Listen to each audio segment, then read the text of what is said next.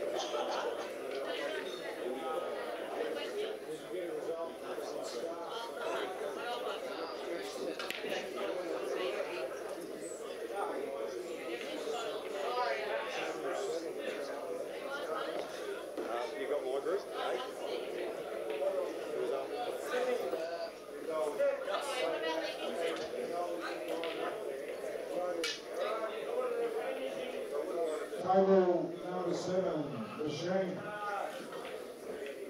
Marc Williams.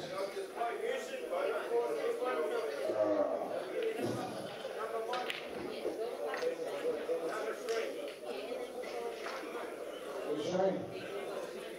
You still playing? Playoff? We got players to lose off. Alright, you guys ready? Johl? Okay, can I just have your attention, please? Colin Clinching, can you please remove yourself from table 5? Table 6, Michelle Hanson. Is that a playoff? Is that a playoff? Is that a playoff? No playoff? Please remove yourself from the table. Oh, they're still playing the rounds. Is it a playoff? No playoff? They haven't got to the playoffs Oh, yet. so it's still a playoff. Sorry, I apologise.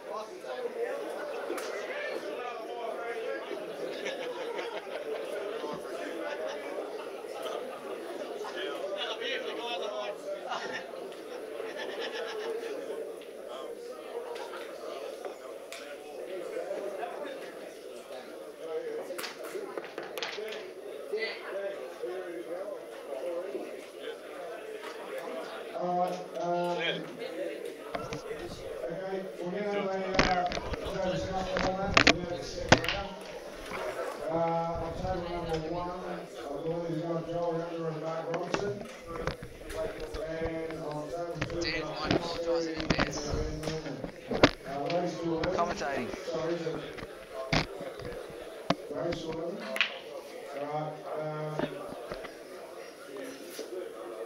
If it's 1 all, then we're going to play a game. I'm commentating. The race to whatever it is, if it's not over on. It's 2-0 to one of the teams, but we don't need for a Scotch double.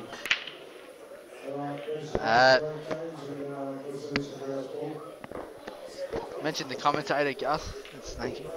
This is live on CueballTV. Just down here. I believe that Gus and Giorgio is. I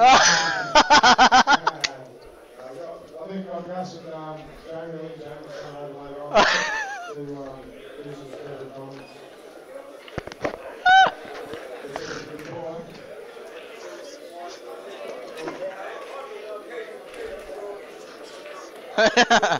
Where's Jamie?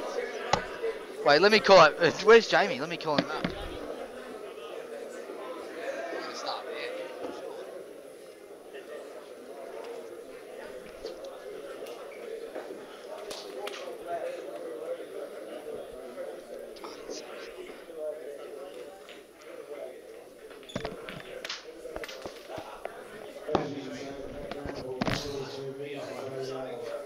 A very, very tough time. Steelers have 4 or 5 times they got there in the playoffs game. Not many times on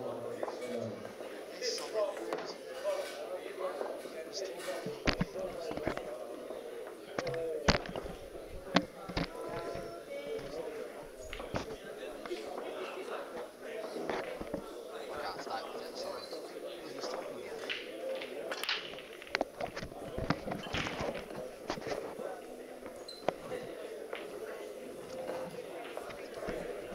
I don't know his number. TV's number.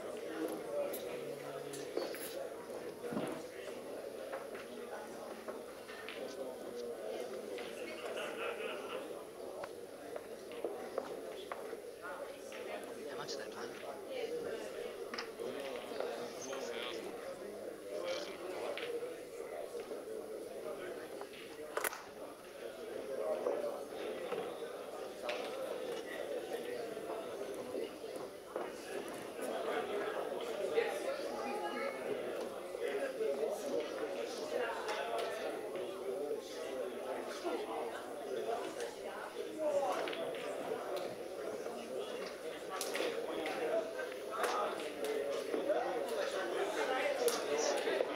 Johl, Let me go get him. you just take a microphone.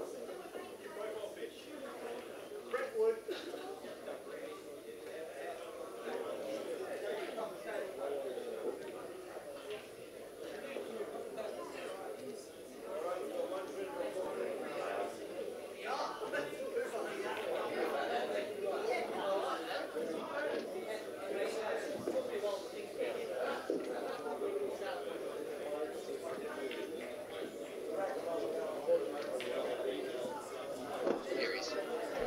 Well, I can't start off without you, mate. He's on? Yep.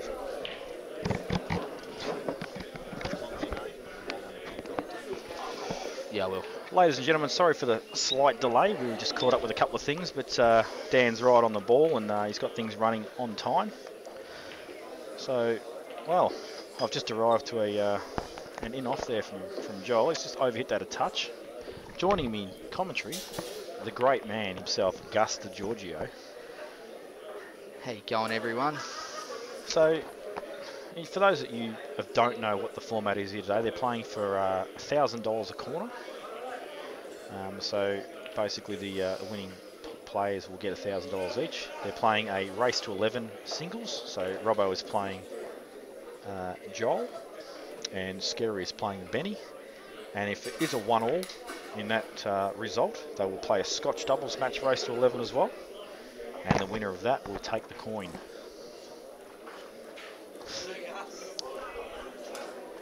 Why Robbo's just going through these balls, because I actually don't expect him to miss them, Gus. I'm just going to...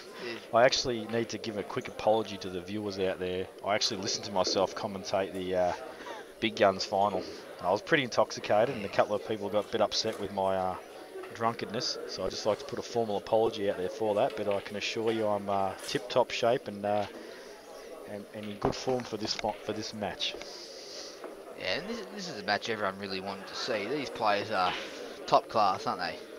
Yeah, well, the original idea was that they would just draw the names out of a hat and whoever drew whoever would play, but a bit of Facebook banter has occurred and Robbo's basically said that Johl is slow and can't fire, basically. Well, he hasn't said he can't fire, but he just said he's too slow and needs a timer. And obviously Johl's just decided, you know what, fine, we'll play each other, or I don't know how exactly it organised, but I made the comment early, and look, you know, sorry to anybody that might get upset about this comment, including the players, but my prediction was that I think Robbo will win whoever he plays, and I think Scerri will lose against whoever he plays.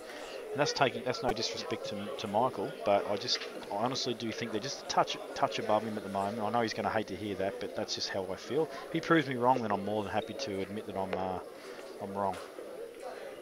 Yeah, So, no, I agree with that. and if it does come down to a doubles match, I then actually think that Robo and Scerri have the edge because as Scerri just pots a black, I honestly think that I don't know how Johl and Benny are going to play doubles together because they're the absolute opposite in styles. They are different styles, aren't they? Whereas Scerri and Robo play together all the time. So anyway, we're in for a really good match, regardless of how you look at it and what your views are on it.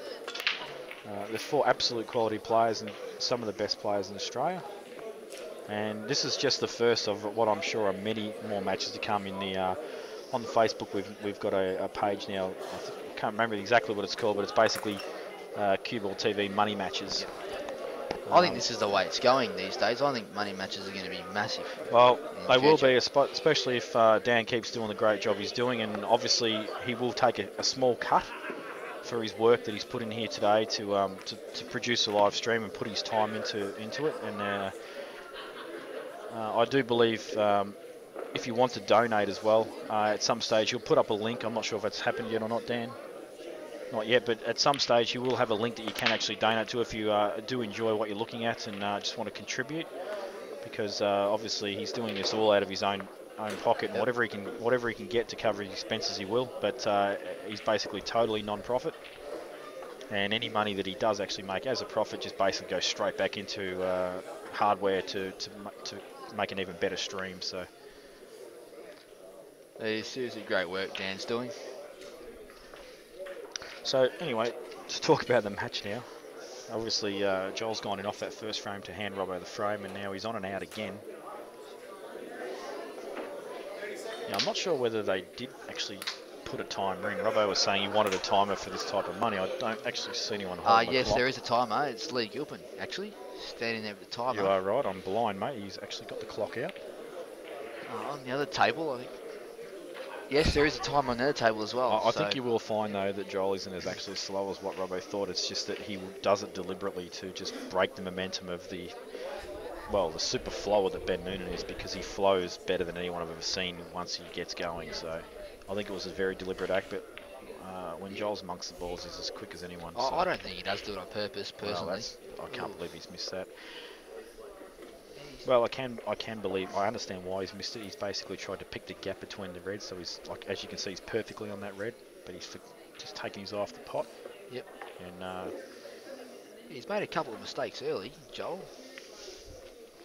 Still in control of his frame at the moment, unless Robo can produce a shot to open up this yellow that's on the left-hand side of the table.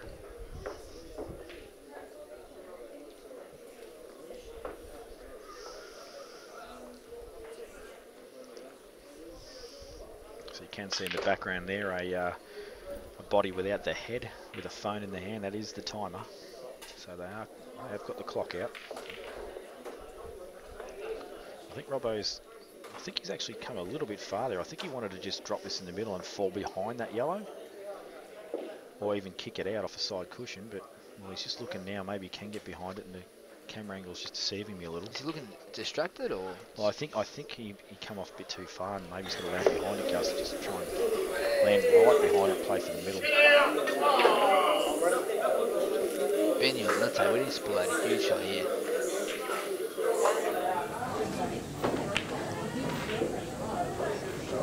Not sure, I don't know if Benny's got 1 or 2 shots here, but... Robo's dropped that ball there.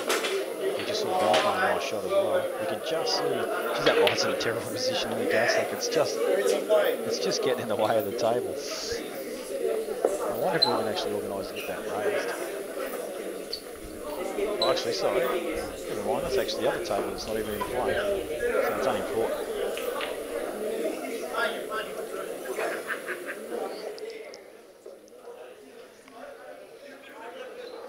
So Robo's got a pretty thin cut.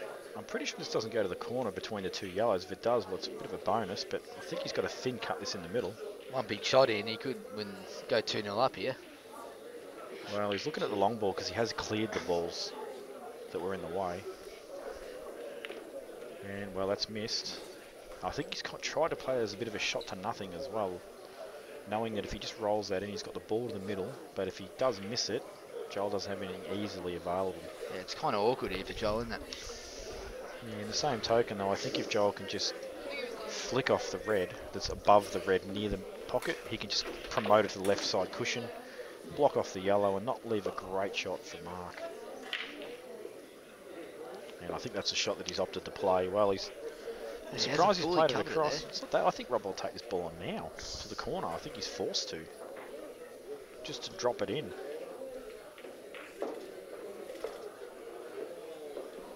I'm sure Johl wanted that ball on the bottom cushion, hard up. Maybe it just got a little bit of drift off the cloth, because he did play at a pretty slow pace, and that might have taken the wide a little. Yeah, big shot here coming up for Robo. Yeah, I think he's fully committed to this shot. I don't think he has a choice, and I think he's just decided, yes, that is the case. I will take this ball on. So we're not going to see it hit straight away, because he's obviously his cueing action's in the way of the shot. What a great cueing action that is. You can actually see his arm does, like, it's dead straight, doesn't move, and well, he's just missed that pot. I actually expect Robo to get that. Johl, I think you'll find will look to clean up here. Should make it 1-1 here, and well, chances for both players would have been missed. And on the other table, Scerri's got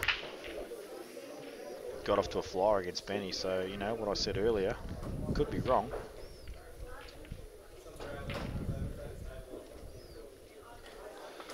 Scerri, 2-0 Scerri up. goes, yep, 2-0. And that won't worry Benny too much. Still early, but Benny needs to get a move on now.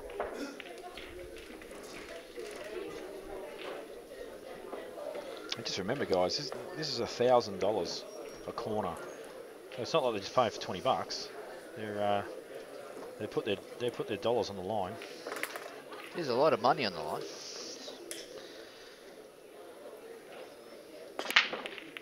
So Johl will just drop this in the corner, just screw off it a little bit.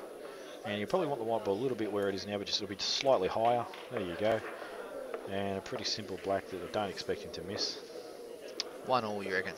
Should be. If he does miss this, well, he doesn't deserve to win the match, to be honest.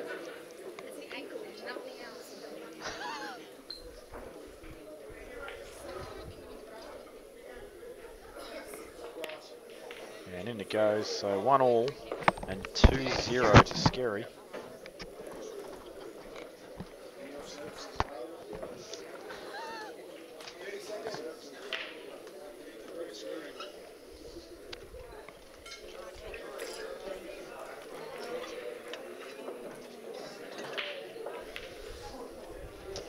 Scerri, 2-0 up here on Ben Nunan. Yeah, I'll tell you what, he's looking pretty good this frame too. He's obviously a lot of work to still do, but there's nothing actually stopping him from just potting the balls with just good white ball control. No cannons really required if you've just got good white. So, you know, just run this down. Might have to put it just a touch of right hand Punch it side. a little bit. Just a touch of right hand side when you put it in the pocket. Well, he's missed it. I think he concentrated too much in position there. If he just drops that in with just a small amount of right hand side gas, not a lot, just a small amount, the white ball just naturally comes Right hand drag. Absolutely, and then he's fat on the yellow anyway. So, but look Plenty at of work for Benny though. Exactly. Look at the shot he's left him. Excuse me, you it's a license Gussie's just been asked if he's allowed in here because he's a licensed venue, questioning of age. Can assure you that Gus has turned 18 finally. I am 21. He's nearly got a license. And I am doing my security courses. Which is, yeah, very hard to believe. Well, I didn't realise they are now allowing Ewoks to do security, but each to their own. That's a nice note. Yeah, a lot of work here for Ben. He's going to need to do some extraction in the top left-hand corner. I'm just wondering if he can actually... Oh, wow, he just had a touch aside on that too. I don't think he meant to. So he hasn't quite settled down yet. I'll tell you what, though. I wonder if he's doing a mullet like McCartney. McCartney's mullet, we saw it today at first hand. It is I've seen it in development for the last couple of weeks, and like I'm just going to say, Jake, on TV, get rid of it. It is a disgrace. I mean, your head's already large enough as it is, but with that mullet, you're just making a fool of yourself. Come on. What does he get rid of it? Does he want to try and get a bigger head, or what is it? I'm not sure I think he's trying to do the Yvonne marriage look from Richmond. It's ordinary, but the kid did not miss a ball today. Yeah, well, the kid can play still. Yeah. Obviously, the hairstyle's not affected his ability. Scary the opportunity to go 3-0 up here. Yeah, and I'll tell you what, it was a bad miss from Ben for his standard. And Scerri's just actually slowing down himself a little bit, just not flying. Look, he's pretty quick playing, Mick, but he's just decided to slow the tempo down a little bit, not to allow Ben to get into that. I call it the Superman action, because when Benny's really flying, you'll see him actually dive down like Superman. Does like to put his in the shot. Yeah. And when he's like that, I don't like to play him, because that's what happens. That's how he just decimates players. I reckon Scerri, he's up and about. He really wants to prove something, that he's in the same bracket. Well, there are a lot of people, including myself, saying that he couldn't win regardless of which person he played on this opposite team. So if he wins this, he shuts a lot of people up, and me being one of them. So, and you know, I have nothing against Mick, obviously, and I respect him as a person, a player. We're good friends, but like I said, I just think that he hasn't got the credentials that the other guys have got. Like, no Australian title and no big guns tournaments or anything like that under his belt. He's got a couple of tournaments, but these guys what we're talking about here that he's playing with or against have just got that slightly higher credential level. I agree. But the thing is, he's like a bit of a bulldog, Mick. Yeah, he won't let go. And he's a very good proven money player as well. And that's another thing. He does love playing for money. And not short of an ego either. So you challenge that ego, he will bite.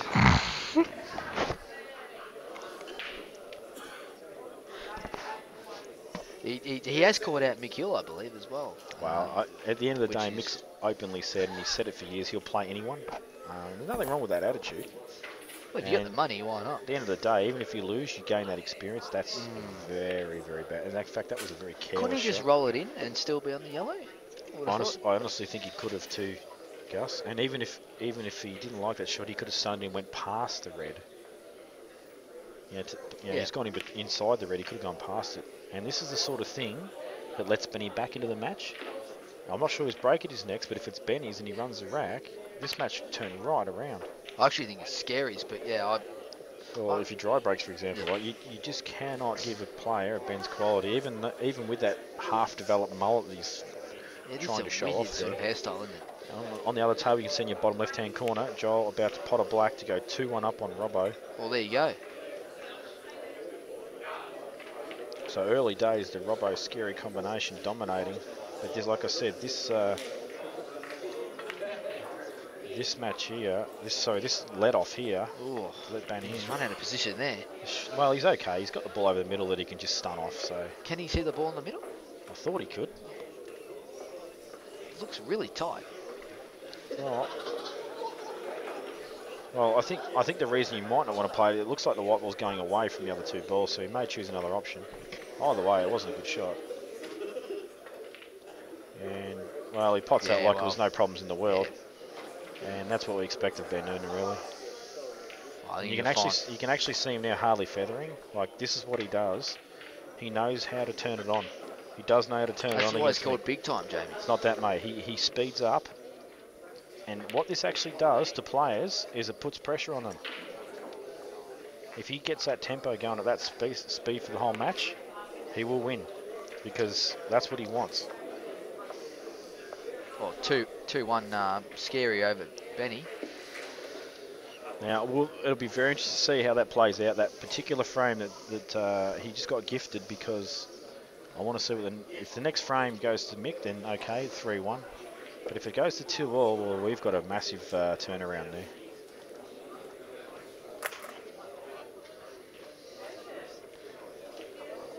Well, a lot of work to do here for Johl. He's got a fair bit of work, but he does have control of the black at the moment, which is important. You know, I don't actually see an out on here as such, but this is why he's decided you might be playing a little cannon here. Just flick off this red, try and cannon the black and promote the red at the same time. And get the white safe. No, he's actually recognised, and I've recognised myself after I've said the shot. It wasn't even on. The only reason, even if he flicked the black, he would have hit it on the left-hand side as we view it now, which wouldn't have been any benefit at all. So he's just decided to get the white ball as safe as possible. But Robo doubled this yellow across the bottom right-hand corner. He has left the double across, and And it's kind of a shot to nothing because he can play it at sort of deadish weight. Doesn't leave a lot on. I think he'll want to cover it though. Absolutely needs to cover this. Just looking if there's an out or not. If he does pot it well, he's gone. Oh, no. Gone for the coverage in the opposite pocket, and there's nothing wrong with that. Left a gap though. Well, there's no kick out though. I don't think this red will kick the yellow out. Maybe it'll sit, but I don't think Johl will want to bust that cluster up of yellows. So this is why he's playing this plant. Even though he's looked at it and then got back up, I still think it's a shot he'll play. And indeed it is, and nice little drag plant this. Well, he's actually decided to cover it fully and get a good white.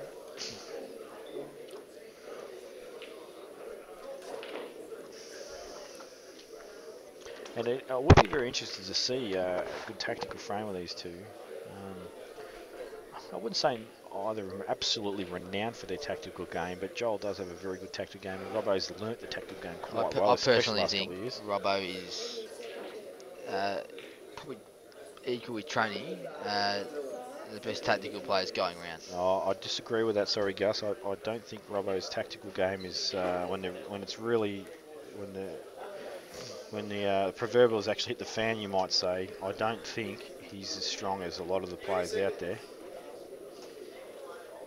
to come up with some crafty options. Yep. And like I've said before in previous casts, Johl was actually not a snooker player. He's actually an 8-ball player originally. And he learned off a lot of great players too. Obviously in Geelong, and he did a lot of Ballarat travel as well, playing against guys like Wayne McCartney, Don Cobb, Terry Bond. Guys like these that are household names, I guess, when he was a junior and when I was a junior as well. Obviously the game's developed a lot more. It's much more attacking now, but back then, playing a tactical frame, putting balls over the hole, especially when it was the old rules where you didn't have to cushion. Yep. You needed to learn your stuff. So Robert looking to play the yellow off the yellow here, just promote. Nice shot. That is I a can't nice believe shot. that hasn't gone in. He'll take that. Well, he wanted it in, there's no doubt about it, because I think Johl, even though this out doesn't look simple, he does have an opportunity to clear here.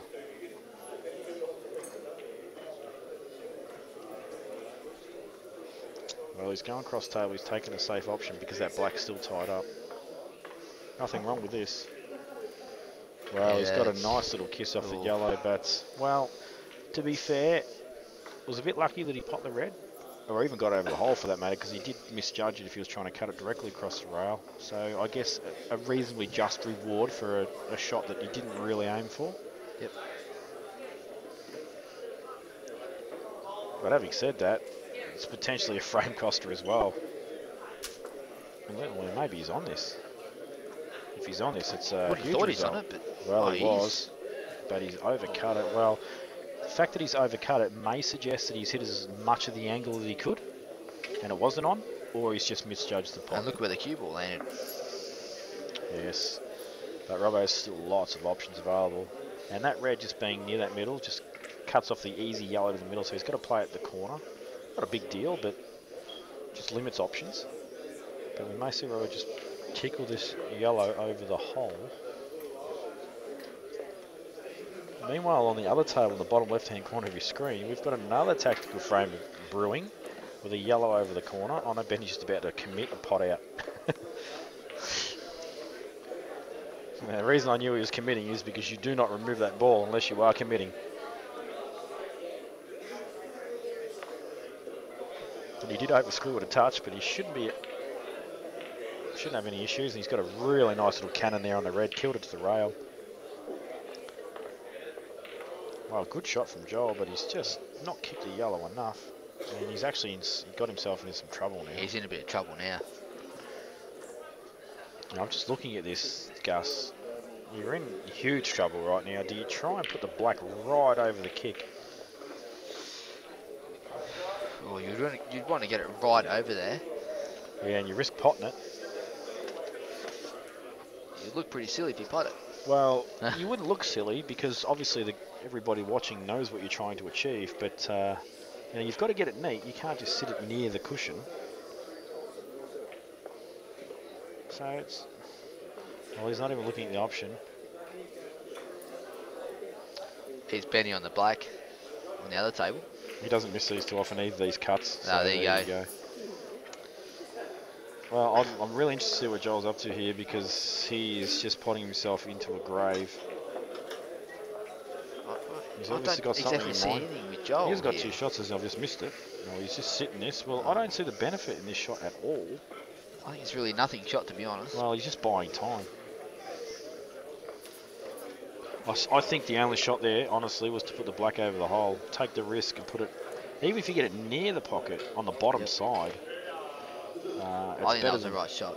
Well, it keeps you in the frame. I don't think that's really done anything for him, that shot, because that red's still completely annihilated where it is.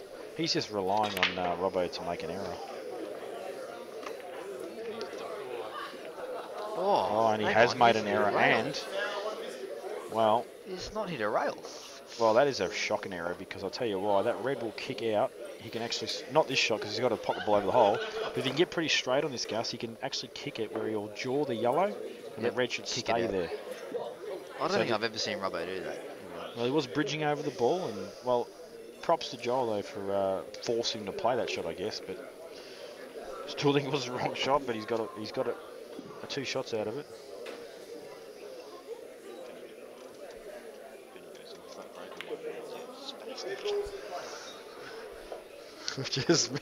I've actually missed Benny dump the white in the middle and call himself a spastic. But for those of you that don't know out there, most viewers will know what that means by now. But if you're actually tuning in for one of the first times and you don't know what it means, I'll give you the story.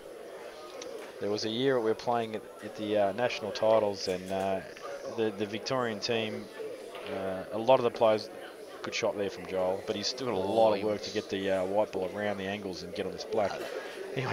Anyway, a lot of players were dumping the white in the centre of the break, which is just a sin, really.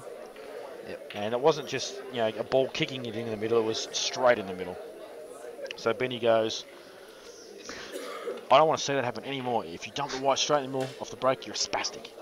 And the next frame that he played, he broke, dumped the white ball straight in the middle, and we all screamed out in harmony, you're a spastic. And that's stuck a fair bit ever since. Joel's in a bit of strife here. Well, JR just made the comment in the background. It was never going to be a good result there, and I tend to agree. He did need a lot of fortune. He needed to kick off 1,000 balls. And Scerri is about to punish Benny for that dump. So Benny dumps the white, Scerri punishes and makes an out. So Scerri is here to play. What's Joel going to do with his black? Where's it going, you reckon? Well, he must be able to get through the gap. No, you can't double it, surely. Wow, look at this. He could get through a gap at the wrong side that he wanted. Yeah. And I don't exactly know what he was going for there either. Well, yeah, I'm not sure. Maybe he was trying to... I think he was trying to triple it. JR did make a good point. Oh, I thought up and down. Yeah, he would have to put a bit of side on it, but I think he was actually trying to triple it, miss the yellow.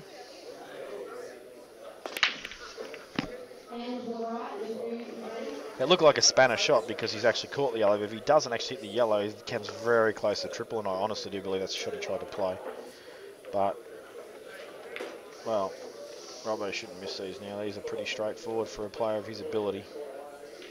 Yeah, he'll look to clean up here. ABC.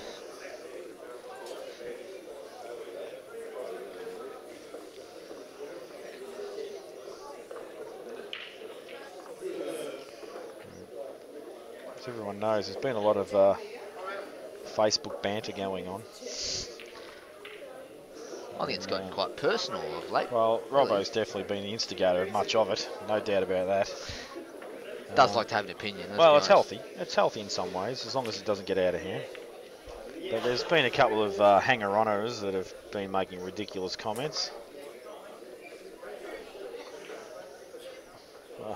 Phil Jones' special comments background doesn't like the way he's gone here, even though there's absolutely nothing wrong with it at all. So Phil Jones is happy that he's popped the ball over the hole and managed to get position somehow. Jonesy would have probably already gone out from here, really. Jonesy would have already potted. Actually, Jonesy would be on his second ball by now. Obviously, for those of you who don't know, Phil Jones has won the Australian title, so can play the game, but we just like to hang it on him a bit here and there. Back in Nam, that's right. And whoa, well, He's got a good result there. That's perfect. I can promise you he didn't play for that cannon, but it's turned out absolutely fat, and he'll just stun this in, draw the white ball back at 2 inches. There you go. 2-all, I reckon. So this will be 2-all, I would dare say, and Robo just goes around and says, yes, I'm happy with this dead straight shot on the black I'm about to have. He's, of course, the brother of Nunan. Yes, we all know that. He probably don't know that. He's not so upset about that comment anymore as he used to be. Because look, I interviewed him one time I was about 14, and I interviewed him for Pool TV. I remember that. I asked him questions about his brother, and he did give me a little bit of a spray about it. He goes, look, is this interview about me or my brother? Which, I got a bit sad about it, really, but yeah, now he's kind of more open about it. Well, I can actually tell you right now, Marcus Harrison's just come up and told me I'm shit, so I think we've just got our next CueballTV money match sorted out. There we are. There's the... So Marcus Harrison's about to lose 1,000 to me.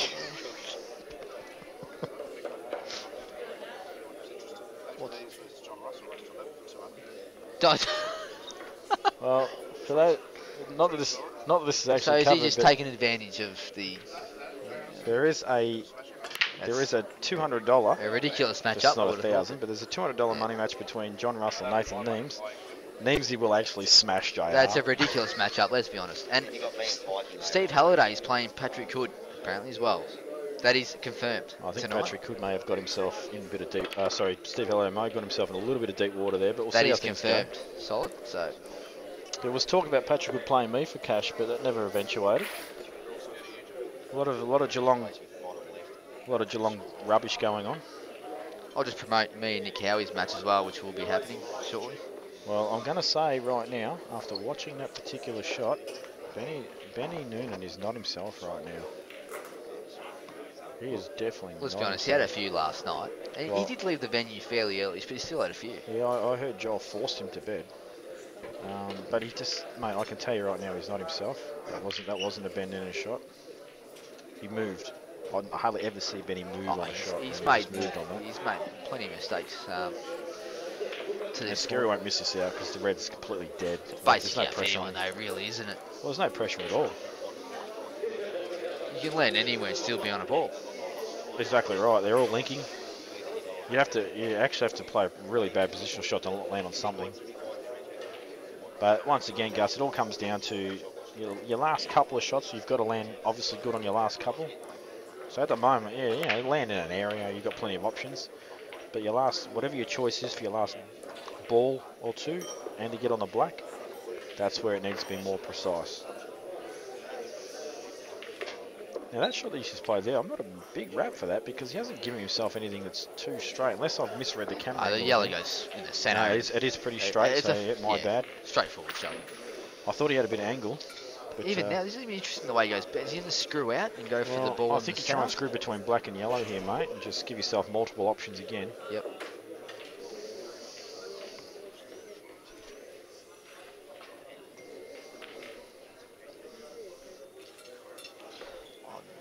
Need to get a backup commentator here, I think.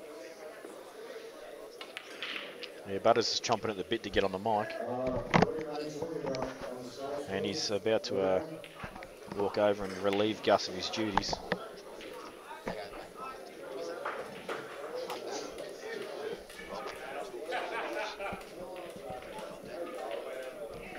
So Peter Butterworth shall now join in commentary. And for all of you who know Pete, he's the second best commentator in Australia. Yeah, I'm quite happy with that position. Thank you, Jamie. You are definitely number one. I try to be, but I think you got me covered now, mate. Due to popular demand, Butters is back. And Scerri is proving all the naysayers wrong at the moment. And I think that's only due to, well, there's two factors. He's not making too many mistakes, but Benny is not himself out there at the moment, Butters. No, he's not looking comfortable yet, mate. Scerri, I want to get to about 9 before and be a few in front, because if Ben does get comfortable, we know what he can do. And Scerri knows what he can do. Well, Scerri was 2-0 up and then missed a very simple out, and then Benny made that run that rack, and I said, how costly will it be? As it turns out, not super costly.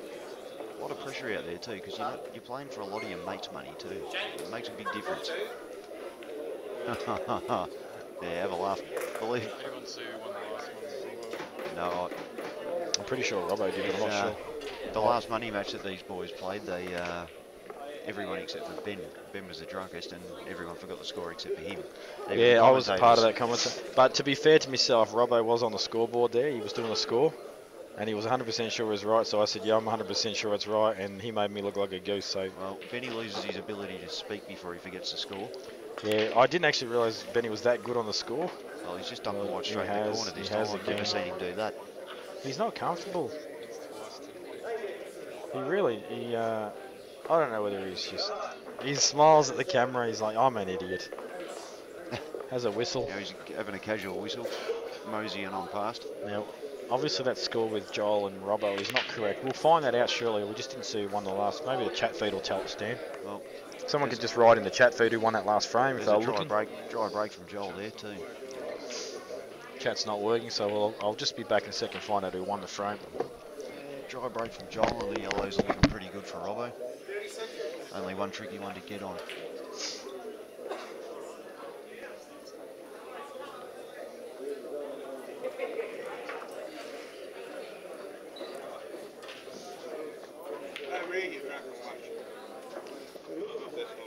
Trying to get on that first yellow early.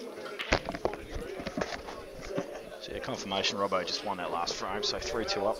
3-2 up, and he's just trying. Oh no, he's taking reds. Well, he's overrun that. That's confused me. He screwed that back to the car park, Jamie. Well, he's kind of. I think he's actually got not enough on it. He's stunned it accidentally. I think he wanted to screw it, like you said, screw it and just pull the white more to the bottom. That's a pretty bad error. You know he's not going to play the shot. You can tell straight away. For those of you who haven't watched enough of Robo play yet, you'll know when he's going to play a shot because he's actually. Once again, he's not going to play it.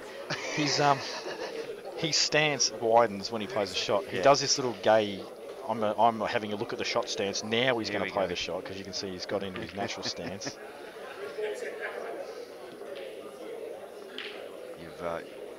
You've obviously watched his spread his legs quite often, mate. I've actually watched Robo play a lot of pool. I actually think he is. If I was ever going to mimic my queuing action on anyone, if I wanted to improve, it probably would be him. He actually used to have a. See this little gay action he's got going on right here? He's not going to cue the ball. I'll tell you what, I'm thinking of locking myself in a room for about 7 months in the dark just so I can mimic his skin. Well, he'll have a tan after this match. It is race to 11, so if he spends this much time on the light, very much like Jimmy Delahunty spent a bit of time on the light once, not got sunburned. We've made comments about that in the past. They're a good family of pool players, the Rangers. His legs might not get a big workout, so you look a bit out of sorts. Maybe that's why you got Rusty, Jimmy Della and Robo. You know, these guys are fantastic pool players because they can't go out in the sun, so they're stuck inside playing pool all the time. Exactly what happens. Yeah. And you can see Johl, he's reasonably tanned. He obviously has found greener pastures too, just by that little tucked-in shirt and little gut hanging out there. Yeah, he spends a fair Not that I can talk. He spends a fair bit of time walking home from the pub in daylight. It's probably where he gets his tan. That is because he runs a venue, not that he's an alcoholic, of course. Yeah. But he's always pretty well dressed, Johl. Yeah, you probably do with one button done up. I don't know about that. Maybe. I'm no fashion expert though, as most people know. I'm just sitting here in trackies and a t-shirt that says parts of me are not perfect, but... I'm telling you now, I didn't have to look down to know you were wearing tracksuit pants. Well, it's comfort, mate. Tomorrow I'll be wearing jeans just for the TV in case I get there.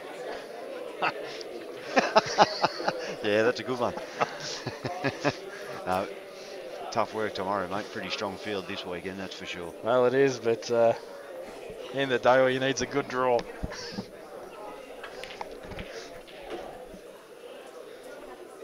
Yeah, a good draw. You're still got to win a couple though, mate. Yeah, Robo's he's actually in a lot of trouble here at the moment. Well, Benny's on a... We're going to switch this shot real quick. Here we are. Dan's under the pump. He's just missed it, but you saw it in the bottom left-hand corner. He's nailed that black. It was a big black in the contrast because he's not being himself and he's just banged that in like it's over the hole. So, and this is what I was saying before. If Ben can just stick, if Ben can stick with him until you get late into the match, he's going to be a big chance because if he's not playing well, and Scerri will be feeling that he's playing a lot better and not breaking away. That'll really hurt him. Yeah, and Benny made a comment. They actually played a money match after the last Pro-Am tournament, where we spoke about the big schmoz with the score and everything. But Benny did make a comment. I'm not going to actually repeat it because I don't think it's fair for me to repeat it. But for Benny's sake, why wouldn't you disappoint all the viewers? Yeah, but basically all I'll say is, regardless of what was going on, Benny felt like he was in control of that match. So yeah, he did. And even though he's behind this match, he's probably not too concerned as yet. Although he needs to get himself sorted out with whatever's going on because he is definitely not the Ben Nunan I'm used to seeing. So Johl on the yellows here. These two look pretty settled already. I mean, there's been a couple of misses here and there, but they already both look settled and playing, I think, pretty good pool. What do you do here, Jamie? Well, if he's on the yellows. If Robo's left him there, he's left him a good shot. He needs to get... He's only got really the one real trouble ball, which he can double. Well, he's played a super shot there to the middle. But now he's in strife. I actually thought Robo was on yellows when I made comment on the last shot, so apologies for that because it's actually Johl that's in trouble.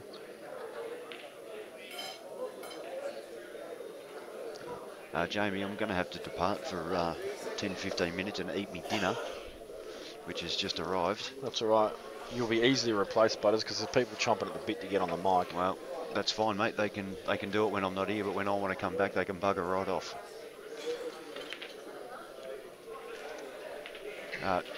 We call out to Travis Crawley.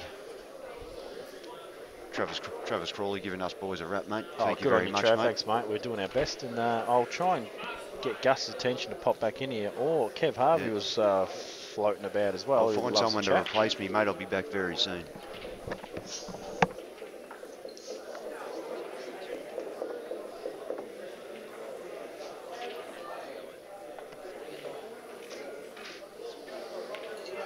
Oh, they're dead straight, mate.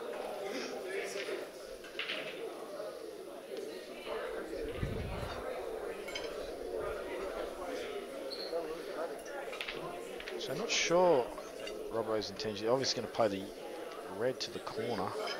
Big shot here because he's got to screw off it and he's missed the pot.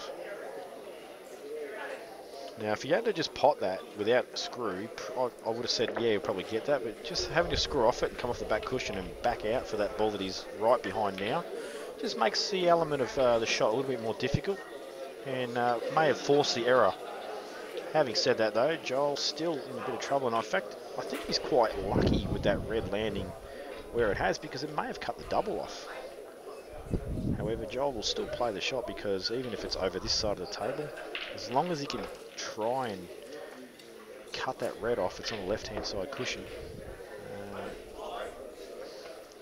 At the moment, you know, it's hard to pick who's dominating his frame because there's two, the red and yellow, it's stuck in the middle of the table. They're a bit dodgy. Not a great shot from Johl there. Oh, he has got a sort of tricky white. And as I spoke of, those two balls that are sort of a bit dodgy there right in the middle of the table. Obviously red goes top corner that Robo's looking at right now. It does go to the bottom left where the yellow's currently sitting, but would need to probably clear it, but he has balls to do that. If he wasn't Chinese on this, I'd say, yep, no problem, pot this, cut it really thin, go up the other end of the table, leave yourself a bit of an angle on that ball on the bottom cushion in the balk area, and then just float back down the table. But because he's got that angle, I didn't actually realise he was on this red, so this is a bonus, but he's just not moved the yellow. Wanted to move the yellow, and as you can see where the white's going, he wanted to be on that ball, top end of the table, and he's not on it. So he's definitely limited himself with options now, and it might even be viable for him to go across table here and play that red that's on that cushion. Just put it over, promote it over the hole. Although he does have other ideas. He hasn't even given that a sighting yet, I don't think, so he does have other ideas. Other option he's got obviously is flicking off those two dodgy balls and killing the other side cushion, but then the white ball's probably going to kill his red, so Looks like he might just promote this red and leave the white ball on the bottom cushion. Similar shot. I just like going across table a bit better. Well, he's doubled it back down into the game. Not silly either. And as you can see where the white's gone, left a pretty good white. So, yeah, looking back at my assessment of the shot, I think Robo's probably chosen a better option ball, the shots I've come up with. I think he actually wanted that white ball right tight on the side cushion, and it may not have made the yellow available for him to even play near the pocket. Johl doesn't want to pot this, but he just wants to get it a little bit neater over the pocket. I thought he might come cushion first, left-hand cushion first, and just bump onto that yellow, but judging by what he's looking at, doesn't like the shot. So is this a 3-ball plant coming up? Wow, I don't know that he's played to sort of squeeze between those 2 balls like that. In fact, I'm sure of it. I think he did try and play for the straight 3-ball plant, but however you look at it, still a great shot.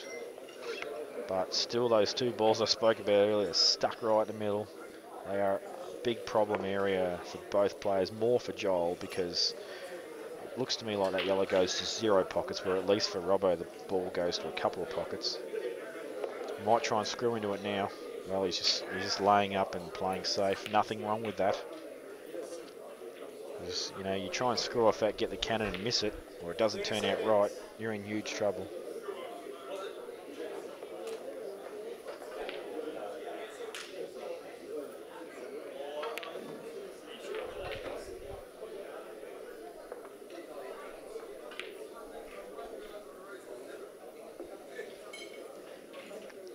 Now, I'm just wondering here, if I'm Robbo, don't really have an easy opening shot except for the ball over the pocket. Now, that ball over the pocket's not serving any major purpose to this frames.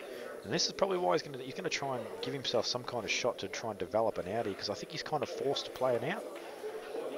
Well, I think he's gone for the can on that dodgy red.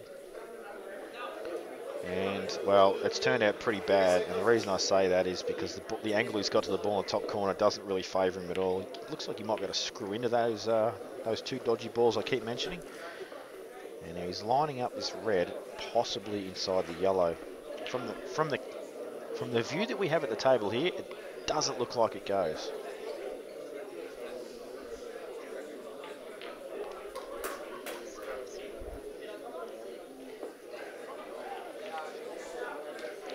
So he's playing this shot, and we're not going to actually see what happens because obviously his queuing action's in the way of it, but I think he's going to screw back off and try and get into that pack. And where's this? Well, he has made the contact. Now, does this ball... He's got a much better shot if this does go inside the yellow now, because he's right behind us, so he can squeeze it if it does go. Well, the table's actually a fair way away from us. I'm looking at it now, but I'll tell you what, when I look at the table, it looks like it will go. But even still, he's got to top through this and get on the...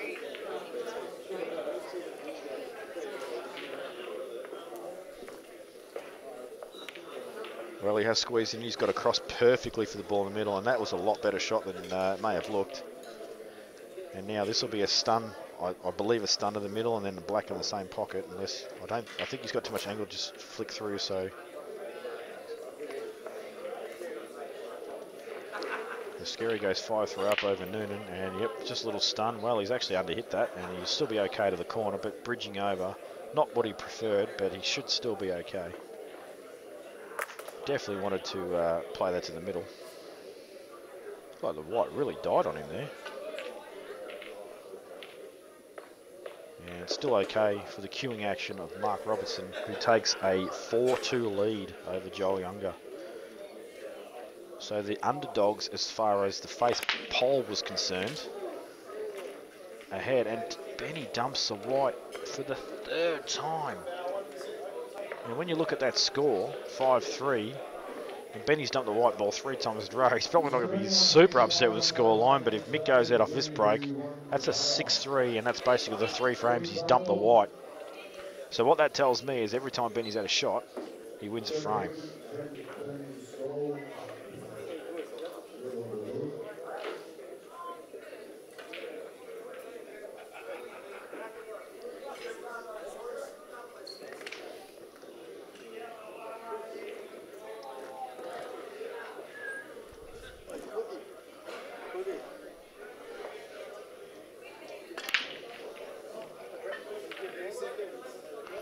So these balls, not that difficult, but Mick must get these balls, otherwise Benny will be all over them. So, well, he's just absolutely fluffed it up first shot. And I'm going to make the comment now. I've seen this multiple times when Mick has played Benny, where he's just got him absolutely iced and plays a careless shot like that.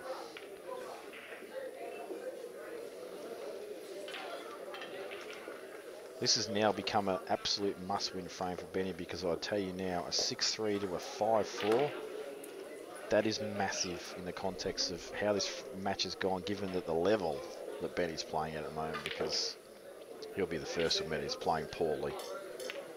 And he's actually even fouled there. No foul snooker though, due to the ball on the left-hand side cushion. He's actually got a little bit fortunate with the leave, where Benny can probably flick off it and get a good white. Balls are all pretty open after that. But yeah, he couldn't have actually asked for a better white as far as accidentally fouling was concerned. And the reason Benny's taking a bit of time on this is because just flicking off it isn't as straightforward as it looks. Because if you just flick off it, you don't want to put it in front of the red and kill the yellow. You want to make sure that yellow is in the open, and if you don't want to catch it too thick, because you could cannon the ball that's near the middle and leave yourself a bit of a dodgy shot. So you've got to play this shot right. And that's why he's given it a bit. He's gone for the full double. And I'm absolutely positive he didn't mean to land where he has, but he knew that even if he didn't land there, he'd have a ball towards the middle of the table available. And you'll actually see Benny just hardly feather and just try and get through these balls as quickly as possible to just try and reapply pressure to Mick. Now, I'm telling you now, Benny would have already played 2 shots by now if he was flying, so he's still working himself out. Even that shot's a bit short. Would have liked to have had a little bit more angle on this, but he should be able to punch in and get out wide a little bit. Well, he screws off it, so he was obviously dead straight.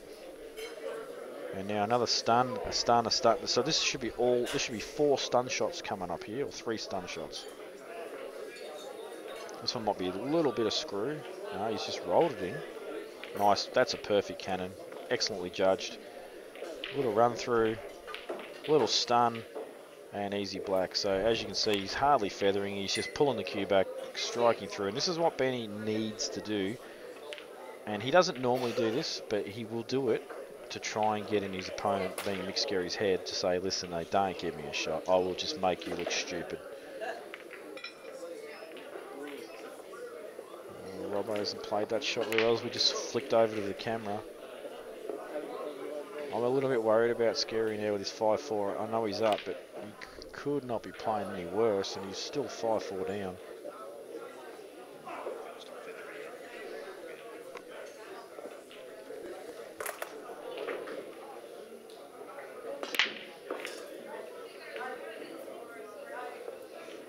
Scerri has pot of yellow over the corner. That's the last one. That's pretty funny.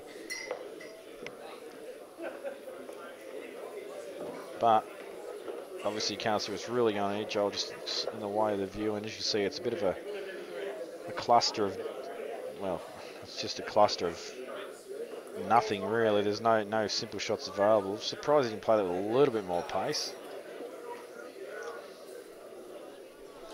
I think Robo will have a dip here. Might be able to screw out of this, get centre table, get high on that yellow that's closest to the middle by itself. Then he can just cannon that the red that's to the left of the 2 reds and make the yellow one available to the middle. So if you can, the problem with his shot though is you really want to clear that red. If you want to clear that red, you need to play this at pace, and he doesn't want to do that. Well, he's played that really badly. Tried to play it off the yellow. And although Johl doesn't have a simple out, he does have an opportunity to gain a fair bit of control of this frame if he chooses. And what I mean by that is he may just try to pop this ball and just play bottom side of that red near the right hand side pocket and just promote it. As we see a giant cue right in the middle of the screen.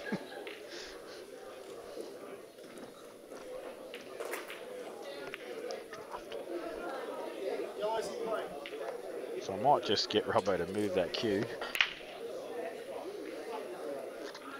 And Johl's done a similar thing to what I've said. He's just put 2 balls there instead, but he's covered that pocket. We won't have to worry about the cue anymore now that Robo's at the table. And Robo will want to make a mess of these, I think. Might try and punch this. No, he's decided to pot the red. And I think he's foul snookered him just at first glance. Pretty sure it's going to be a foul snooker. He's just studying it now to see, and he's already asked the question. Umpire having a look. My apologies. I do know this bloke. I just can't remember his name, so my bad. I'm terrible with names. He's looking at it. To me, it's no doubt at all. And he's saying yes. Johl's decided to come over and have a look, but I'm a long way away, and I've only got the camera angle to go up. But to me, it looks absolutely guaranteed. And Johl's not questioned. Oh, sorry, it was actually Robo that was checking it out. Johl's like, yeah, I'm happy with that. So Robo's error in judgment there. He should never have been foul snookered there. He wanted to be tight on that red, so there was no foul snooker. And then suddenly oh, look at this. Well, I'm going to say that's touch unlucky, because he somehow managed to clear an entire path for the white ball to run through. But I'll also say in the same instance that white ball should never have been running through on that angle. So it was a misjudgment of shot. At the same time, though, probably a little bit unlucky. So a combination of poor shot and a little bit of misfortune, I think, in the one shot there. But Robo will just get down and knock these in now. And we will be 5-2. And I did predict Robo to beat whoever he played. And so far, my prediction looks fairly strong. And I still think Ben Nunan, if he actually puts himself in a second gear, because I don't think he's even changed gear yet. He's just driving a Corolla. And decided that first gear, flat out at 7k, doing 80k's is enough.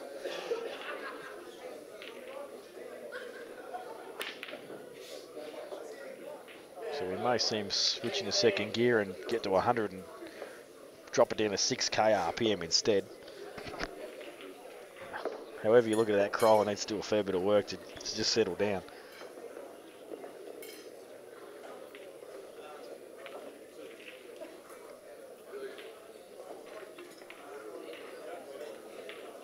Robo shall take a 5-2 lead. There's absolutely no doubt with his frame.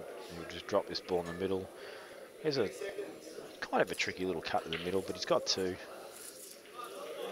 He won't miss this. White ball naturally just drag out for the pretty much where it is now. Well, he was surprised to miss it, but he's not going to worry because he's just going to screw off it, get back to centre table, and he's fine.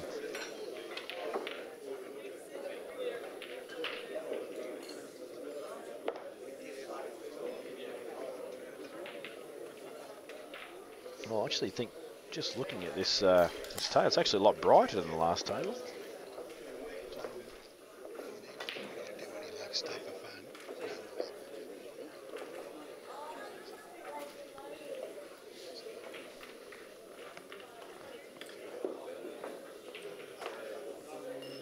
So this is a big shot here coming up for Benny because he needs his frame just to re-stamp a bit of authority on his, well, I think more of a name thing than anything, because for those of you that don't know, I could be wrong with this stat, but I don't believe Mick has ever beaten Benny in a match that mattered.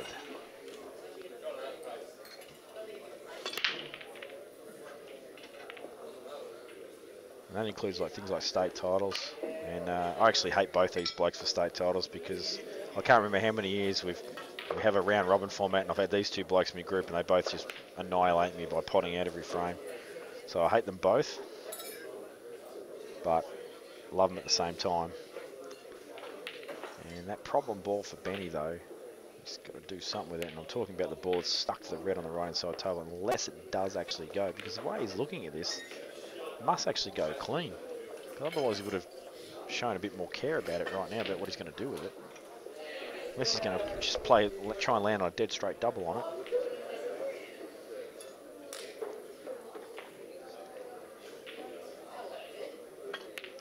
He actually looks like he's, even though that's wiped his feet, it does look like he's queuing a lot better now, Benny. Well, He has an angle here to go into this, but it's just a dangerous shot. I think he's better off taking the double on, because at least then he's not relying on a good cannon. And he'll still have a shot on the yellow. This kind of needs... Well, he's actually playing the cannon. I think he wants to just flick to red. No, this must go. Oh, he's missed the pot. That yellow must go clean, because there's no way to play for that, unless he has just once again played for a double. Either way, he's committed to the out. Now, Mick's got a perfect angle here to go in the corner, just go into these balls. No, I don't think there's any danger of potting this yellow. You'd have to be...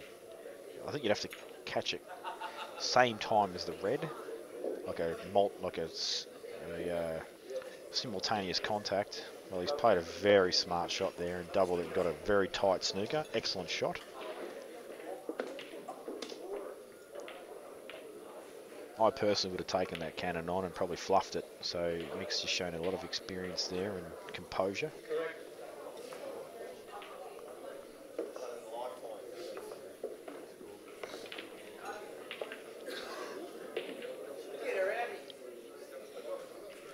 Yeah, obviously with the camera angle, we can't see the gap between the yellow and the red. If he has a gap to come off side cushion to hit the ball over the corner pocket, then that's what he'd like to do.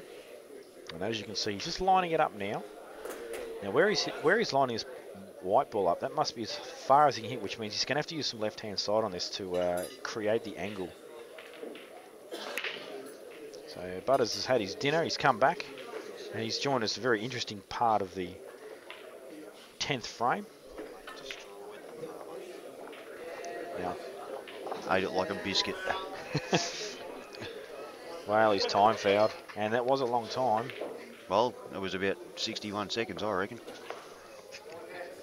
So Mick can take ball in hand. Ben's pouch has fallen off his pants on the table. Has to, he hasn't realised. Benny, go grab your pouch, mate. Benny, grab your pouch for the table, mate. Yeah, that's something you don't see every day. No, that's the first time I've actually seen that. And it's the first time I've ever seen Benny to grab his pouch, so... And when Jamie says pouch, he means pouch. That's right. In case there's any confusion there, Butters. So Mick now has decided, how do I pot out here with 2 shots? He's worked it out immediately. Well, it's not real hard. And he's missed the first ball and given himself an opportunity to fluff this out up. Well, mate, it makes it a lot easier to put out with 2 when you keep the 2 for at least your first shot.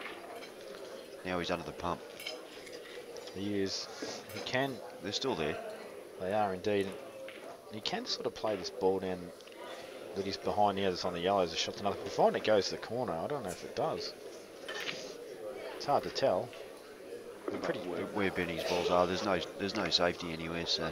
Well, I think if you play it as a shot to nothing just down the table, it's actually, you're not leaving anything that easy if you do miss, but yeah. I don't think I don't back myself to miss that. But Mick's got some doubt. Interesting call, Jamie. You don't back yourself to miss that? I don't back myself to miss this ball if it's on. So what you're saying in actual fact is you back yourself to pot it? Correct. Right. Is that like the reverse off spin? Exactly right. Like I do throw the googly in there now and then. And he's decided to say, you know what, Jamie, you're spot on, mate. I'm going to pot this. Well, and then I'm going to play this and come around off 2 cushions with the touch left-hand side and land fat on the ball in the middle. They're pretty slippery, so it will spread a bit, so he won't need much side.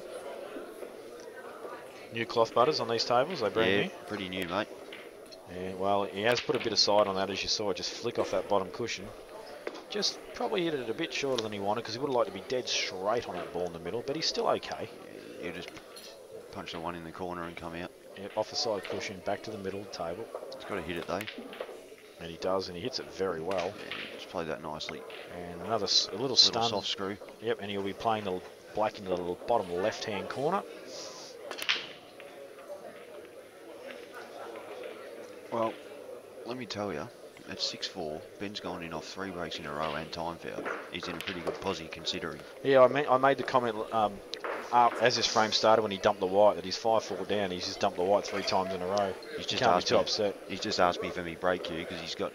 I tell you what, for one of the best players this country's ever had, he's just a horrible breaker. He is, and he has absolutely decided, you know what, it is time for the bend in toilet break, which is pretty impressive. 10 frames have passed. He normally has had one after about 2.5 frames, so it's a good effort. That's amazing. He's set a new record for the first toilet break that he's ever had, 10 frames. Good job. Well, Joel's missing a couple of balls here. This is not looking real flash for him. No, I like I said, I made the prediction that Robo would beat any player Yeah. that he played, because I believe Robo is playing better than anyone in the country at the moment. He is putting in a lot of hours. He's come back from England with all that experience. He doesn't see that aura around the best players, because he's hung around with other players like Ronnie O'Sullivan and Selby and all these guys that are top line snooker players. It makes the top line 8-ball players look like little dwarves. Yeah, he's seen it at its pinnacle, the Q Sports, and I'm not speaking on behalf of Robo when I say that, as in like he's become some arrogant player that thinks that we're all nothing. It's just the experience that he's gained from that has shown. It's a self-belief. It absolutely is, and although Robo does talk a lot of crap on Facebook, it's just purely to, well, I basically think he wants these matches to happen because he wants to back his ability. He wants to say, you know what, I am playing good, come and get me. Mate, I think he tries very hard to help the game of 8-ball. I just don't think from his brain to coming out of his mouth there's something goes wrong there. Yeah, and he never gets across what he's trying to say. I will admit that his delivery of his delivery of what he's trying to say isn't always of the greatest quality. A wordsmith, he is not. 6'4". Yes, a wordsmith he is not, mate. That is for certain. No, if he was a blacksmith and making King Arthur's sword, mate, he'd be dead straight away. Yep.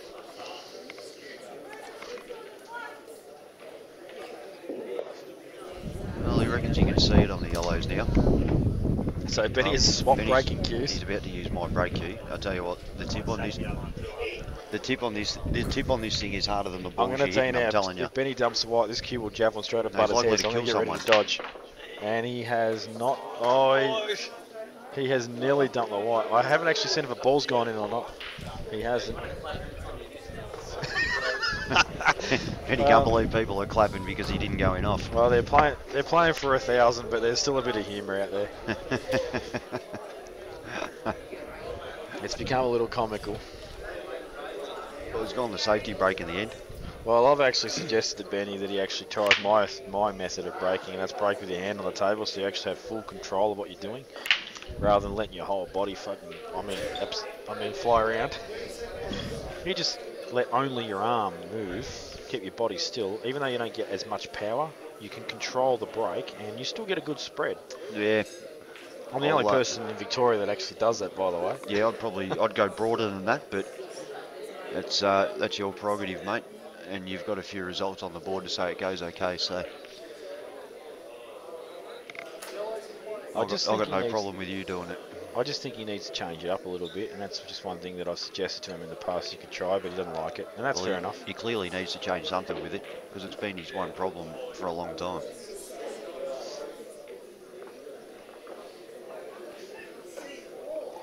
I actually spent a bit of time a little while ago with Benny trying to improve my break by breaking with my hand off the table. And he was showing me methods you could use. There's a lot of 9-ball players use where you sort of get a little bit more side on and you can just really get your body through the cue ball in one large momentum. And I understand what he's saying completely, and it's actually very difficult to do. It is. It doesn't sound hard, you know, oh yeah, just break the balls. But you actually, to get your whole body moving in one precise action and still hitting the center, still hitting the spot on the white ball without hitting it with a lot of side, is actually a very fine art. And well, you're standing up and your arm's straightening, so it gives you a longer lever at the same time, so you get more cue speed, and it's hard to control all those things. Absolutely, and this is why I like to break with my hand on the tail, because I feel like I've got full control of what's going on. If the ball goes in, that's great. At the end of the day, unless you're James Delahunty, power's not everything, because James Delahunty's got the most powerful break I've ever seen, mate. Yeah, and he's practiced it. He's spent a lot of time practicing that on the American tables. Absolutely. But I think he actually breaks differently on the American tables what he does in 8-ball. He does, but he still gets a lot of cue speed on these. Oh, his cue speed on these is incredible. Yeah. But he doesn't actually use that break, because it's so insanely unpredictable. Yeah, he doesn't actually use that break. It's different when the ball's a lot bigger. Q-tip's a lot bigger. The Qs are designed to hit off centre and still go straight. Not so with our equipment. So, if the things keep going the way they are, we will not be requiring a doubles match, which is actually a real shame in a way, because I was looking forward to a doubles match, but like I said, long way to go, but if things keep going the way they are, I don't see a doubles match happening. Is there a reverse singles, or is it just the singles? No, they said they wouldn't have time to play the reverse singles night due to time, which is probably a fair call. And so they decided on a single match, and if you didn't know actually, Bud, as I said earlier, Robo and Johl, they organised to play each other, so it wasn't a random draw. They organised to play each other, and I said to Robo, I said it wasn't in your best interest to do that. I felt that Mick should have played Johl, and Robo should have played Benny, only because I haven't seen Mick ever beat Benny. Yeah, me neither. I don't think Mick has either, so... But doesn't mean he can't do it. Well, he's just proving now it's possible at the moment with a 7-4 scoreline, and when he's only 4 frames from victory and Benny's 7, that's Johl's in a bit of strife on the yellows here, mate. A lot of work to do. Yeah, those 2 yellows on the right hand side of the table aren't really good, and there's one at the bottom as well where his white ball's sort of just above. Yeah. We'll go under that red. A lot of work. But he does have heaps of hiding the white ball opportunity. Oh, he's just kicked the ball. That's a great shot. Yeah, he's actually punch straight across into him, or what? Well, definitely the shot's there.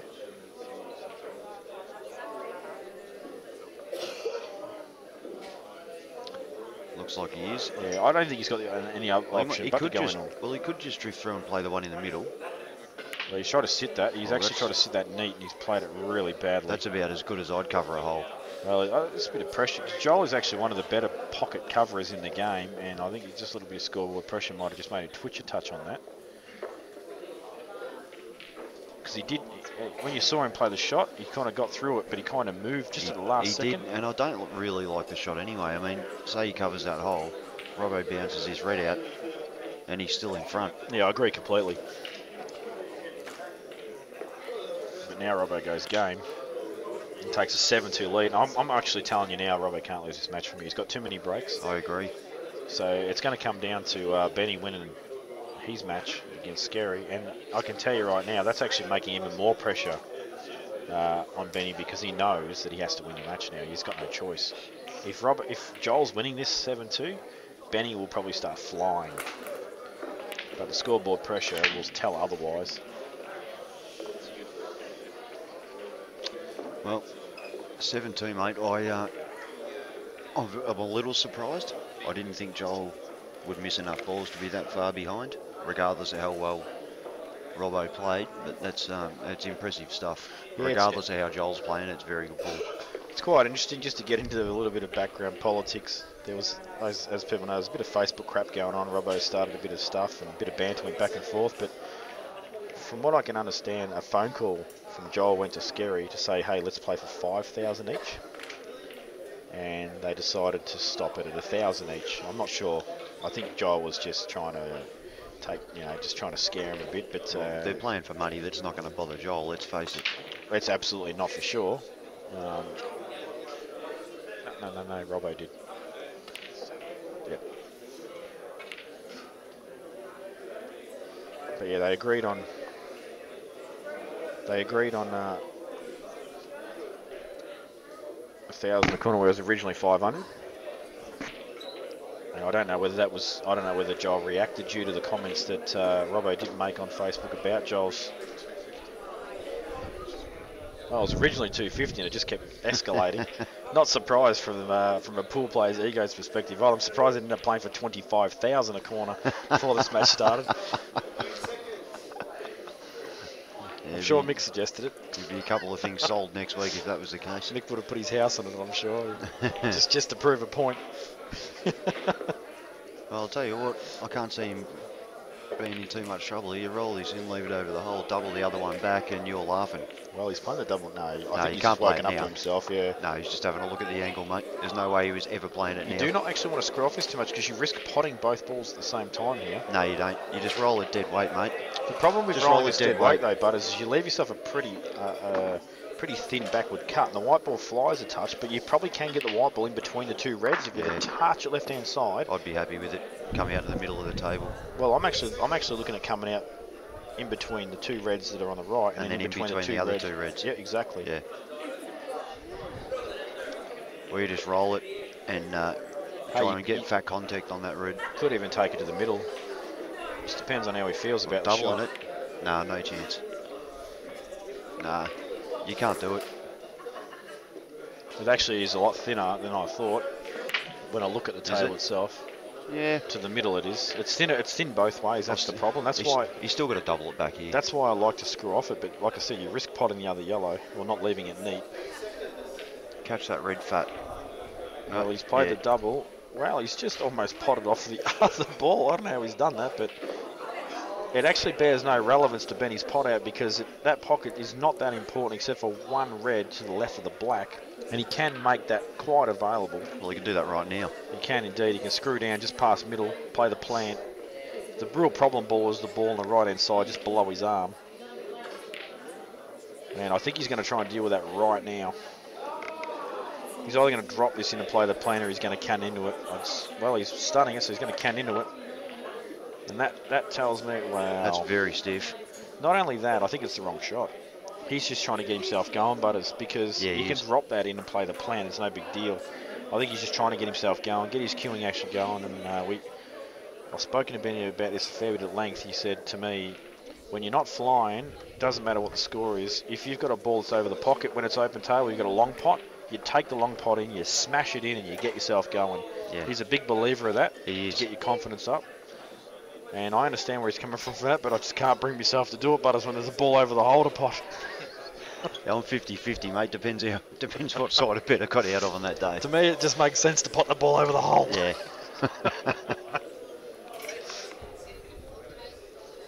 That's about as good as he could have done. He's actually played a great shot there. I mean, it doesn't look like much because he just flicked off a ball, but he's covered everything. And it was easy to go wrong.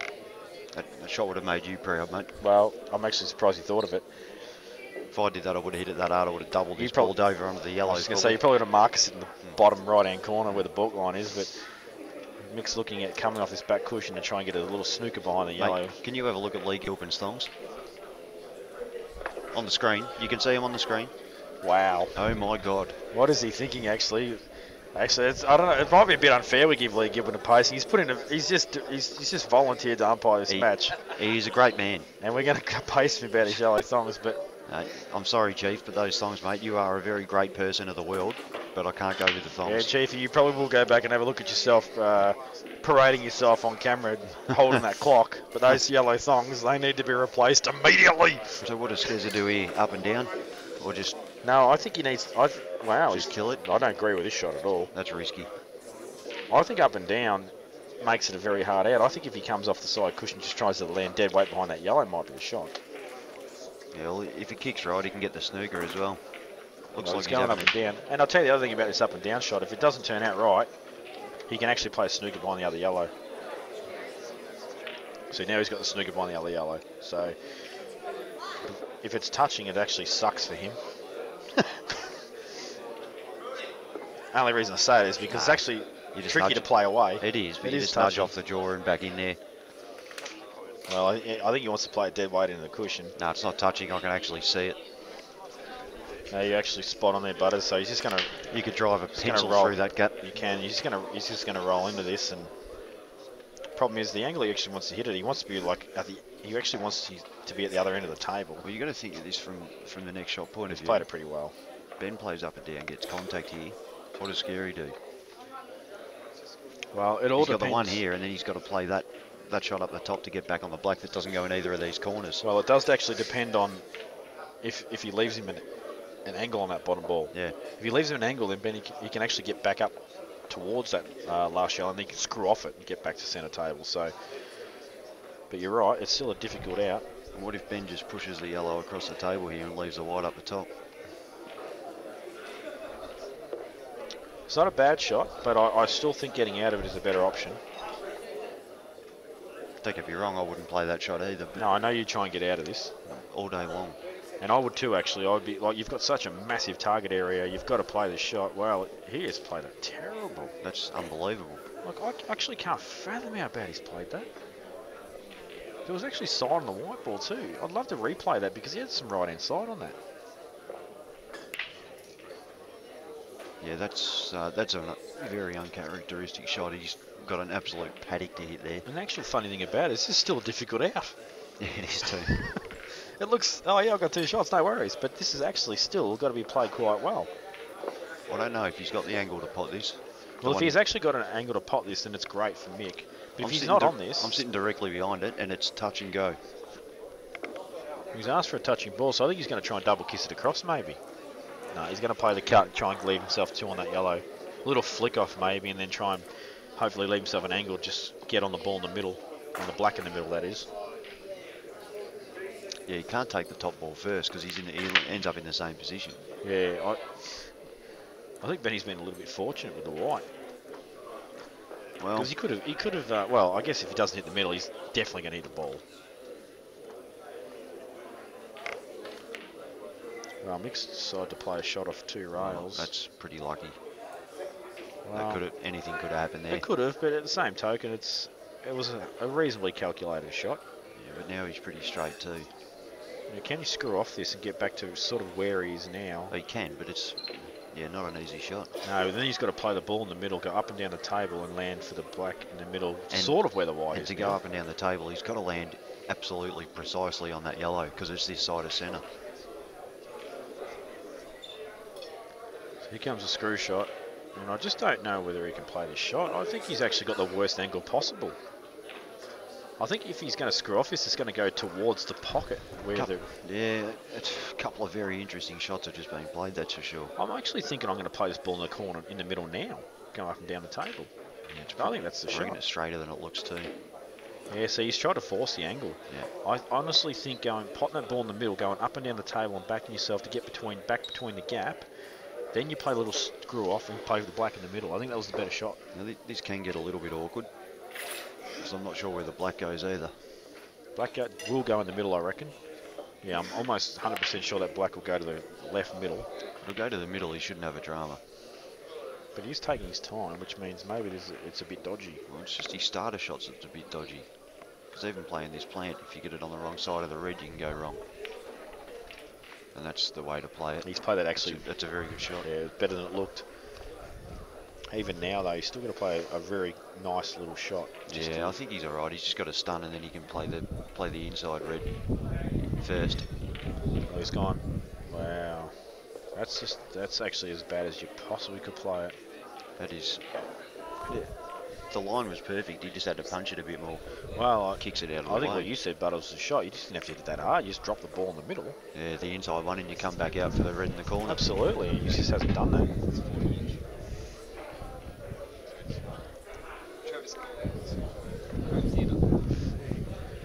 Travis Curley's just sent through a photo of his home theatre system. I tell you what, it's nothing to laugh at. It's beautiful, and he's actually got the live stream up on his 5 million inch TV or whatever it is. Trav, you got to set a commentary booth up there, mate. Actually, we'll come and do it. Quite envious of his setup. It looks fantastic. A couple of trophies up there. I don't know about that, but yeah, it looks good. Well, Benny's just got a huge result here. That's not small, but Mick does. Have a look at the result on that.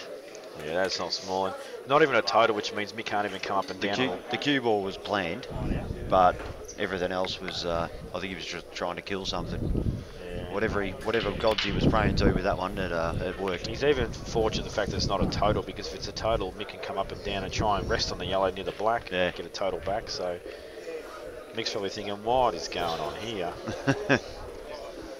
Just going to go safe. He's down on a shot, though. He's going to try and flick off this thin. And sit behind. Well, he actually could hit a lot more of that than I thought. That was a bit of a strange shot, actually. Well, I don't know if there's much more he could have done, to be honest, Butters. What else would you could do there? Well, you play it with drag and try and slide in, get in behind the black and yellow. I understand your shot, but I'll tell you what, as opposed to what he left? Well, I still think this is a tough out. Oh, it's definitely a tough out. It's tough first Benny ball. just Superman dived into the shot though, which tells me he's not going to miss it. But oh wow, he's just playing terrible. Yeah, he's still all right though. There's plenty of backup on that shot. That's played a shot to nothing, but it's just not. It's just not Benny Nunan. No. And I can't believe it's not Ben Nunan. maybe he should have just smashed up the alcohol last night. You don't reckon he did? Well, I know he didn't. Johl sent him to bed. He said, if we're going to play for $2 grand, you better pull your head in, Benny, and go to bed. That's what I heard. He must have a total snooker here. Jeez, it doesn't look like it is, but if it is, that's a special. Mick's played that very well. Benny gives a little tap on the table, say, "Yeah, well done. I'm an idiot." You've got to play for the top red, don't you? You absolutely do. You got to. I mean, you're still going to leave the long yellow down the bottom. If he nails it, he goes game. But you've got to still leave him. Well, Like, he's looking at the middle one. it surprises me.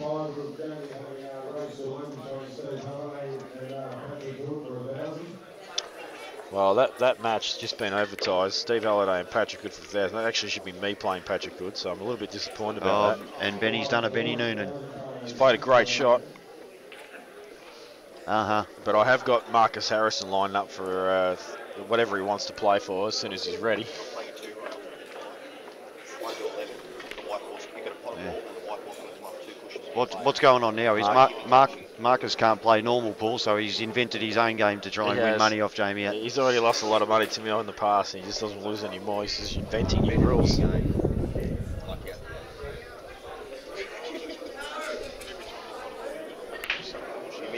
I'm actually shocked at that shot, Butters.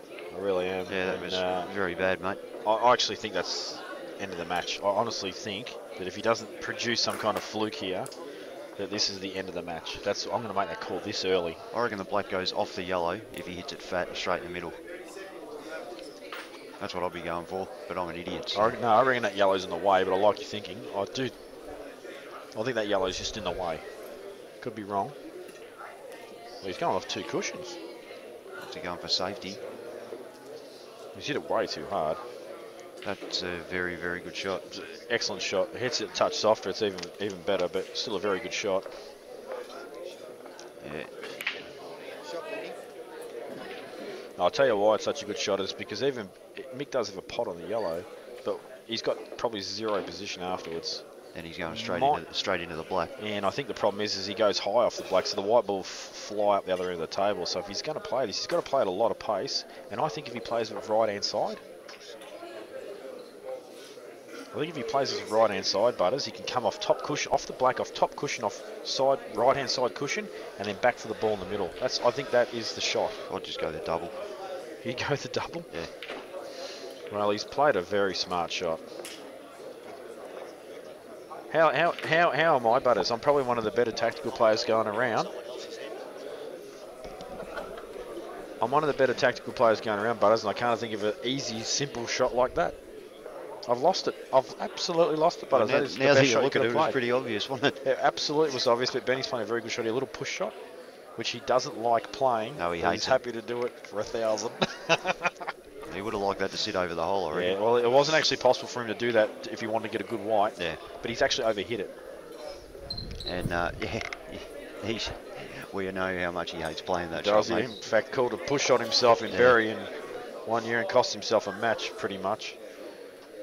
Well, actually, no, that's not true because he still won that frame. But the fact that he called it was pretty amazing. This is a free shot for Mike. It is, and he's played it. That Wow, is- that's bad. You couldn't hit that shot worse if you tried. No, it was pretty bad. All you got to do is leave it over a hole. Anything in front of a hole.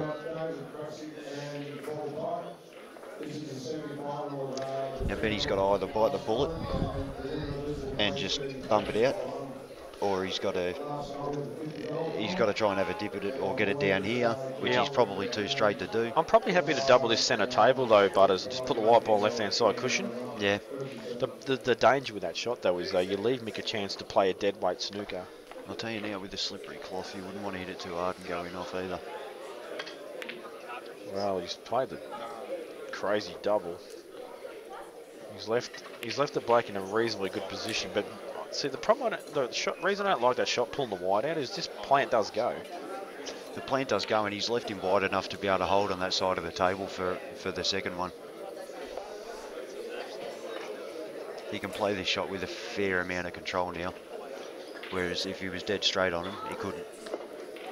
Or over the left, whatever.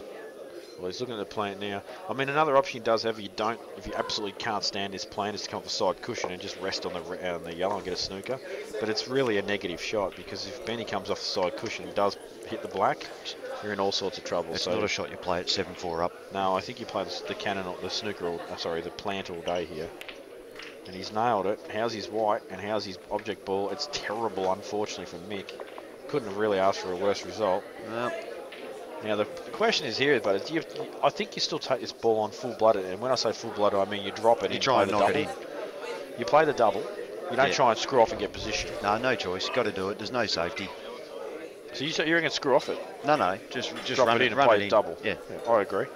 If it goes over the hole, then obviously Benny's got the double, and you hope he misses it. But you're obviously trying to play this. You want to be the first person to place the shot on this black. Yep. But knowing that if your opponent does miss that black, your ball's right over the hole. So you're in a... Wow, he's played a double to try and get a snooker. Well, mate, he should be listening to us, because you've played the attacking shot. You've played the plant. You had to keep going with it. He had to have a dip at that. He's tried to get the snooker obviously off 2 cushions. But forget all the games, whatever. What he's doing, he's sending Ben a message by playing those sort of shots. Absolutely. And that's going to help Ben's confidence. Now Benny just flicks off top side as we look at the table, and just gets a good white ball, and the black will be pretty much where it is, but further down close to the pocket. Yep. Unless he's going to take this full-blooded double on, which looks like he is. I just totally disagree with that shot. I could not disagree with that shot any more than what I just did. Completely the wrong shot, in my opinion. Yeah, I'm not impressed with it. That's to me saying that he's trying to force the wins, force the frame on the board. He's only got to pretty much roll this in. Yeah, this is perfect, this angle. So that's actually disappointing to watch Benny play that shot. I think he should have played a good safety shot. That whole there. frame was pretty disappointing, actually. A lot of mistakes, a lot of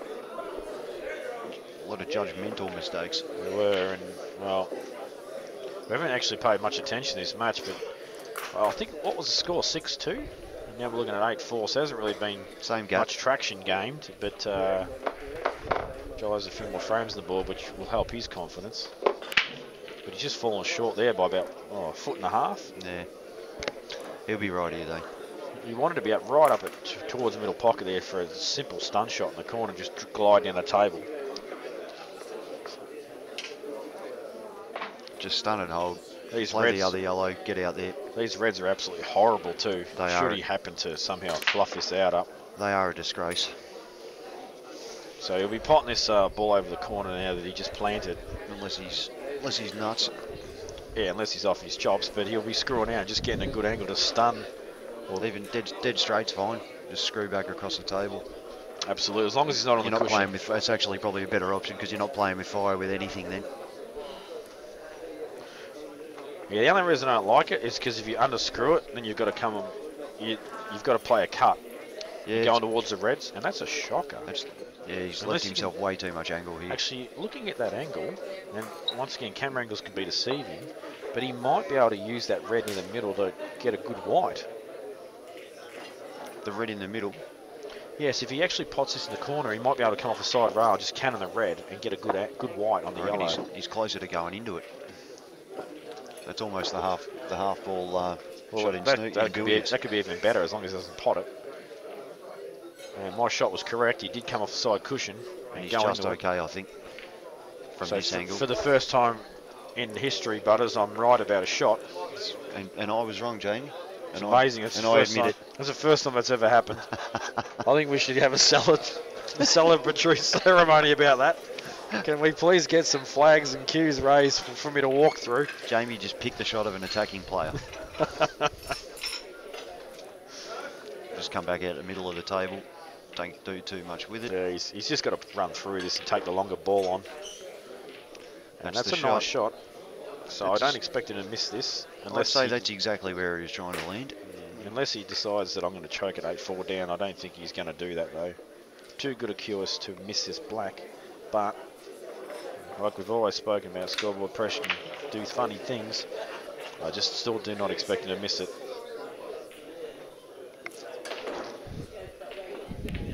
In a it goes. Yeah, that's a good hit. 8-5 now, so staying in contention. Definitely close enough to keep the pressure on Robo.